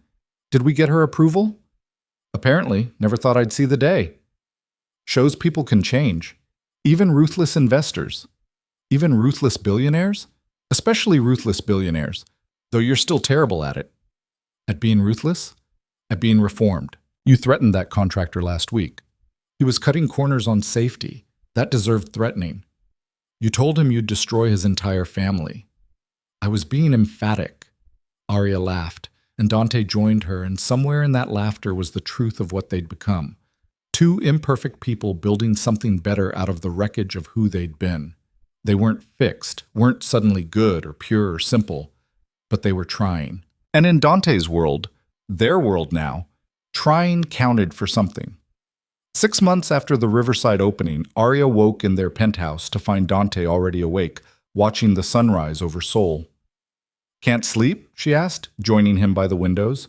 Too busy thinking about what's next. We just finished the biggest project of our lives. Can we rest for like 5 minutes? Rest is for people without ambition. But he smiled, pulling her close. Though I suppose a short break wouldn't kill us. Progress. You're learning. You're teaching me, slowly, painfully, but teaching. They stood together as Seoul woke up around them, this city that had witnessed their entire chaotic journey, from enemies to partners to something that defied easy definition. Arya thought about that scared girl who'd slapped a client 6 months ago. Thought about how much had changed, how much she'd changed. She'd become someone who could navigate billion-dollar deals, who could survive kidnapping, who could love a dangerous man and still maintain her own identity. She'd become extraordinary, not despite the chaos, but because of it. What are you thinking? Dante asked. That I should probably thank Mr. Kim, wherever he is. That's dark. But true. If he hadn't grabbed me, if I hadn't slapped him, none of this happens. We don't meet. Don't build this. Don't become who we are. So we owe our entire relationship to sexual harassment and a moment of rage? Romantic, isn't it? Extremely. I'm putting that in our anniversary cards. Arya laughed and kissed him. This impossible man who'd somehow become her partner, her husband, her co-architect of an empire they were still learning to build. It wasn't perfect, would never be perfect, but it was theirs, earned through crisis and choice, and the stubborn refusal to give up on each other even when everything suggested they should. And that, Arya thought, was worth every complicated, chaotic, extraordinary moment. Come on, she said, pulling Dante back toward the bedroom. We've got a meeting in 3 hours about the Tokyo expansion. That's plenty of time. For what? For reminding you why you married me. I married you for a visa. That's the story you're going with? Among other reasons? Name one other reason. You're moderately tolerable when you're not being a billionaire psychopath. Moderately tolerable. I'll take it. They fell back into bed, souls stretching out beneath them, full of possibility and danger and everything in between. The empire they were building wasn't perfect. Neither were they. But together, they were building something worth having, something earned through fire and choice and love that didn't fit neat definitions. And in the end, that was all they needed. The slap that broke the world had rebuilt them both. And they were just getting started.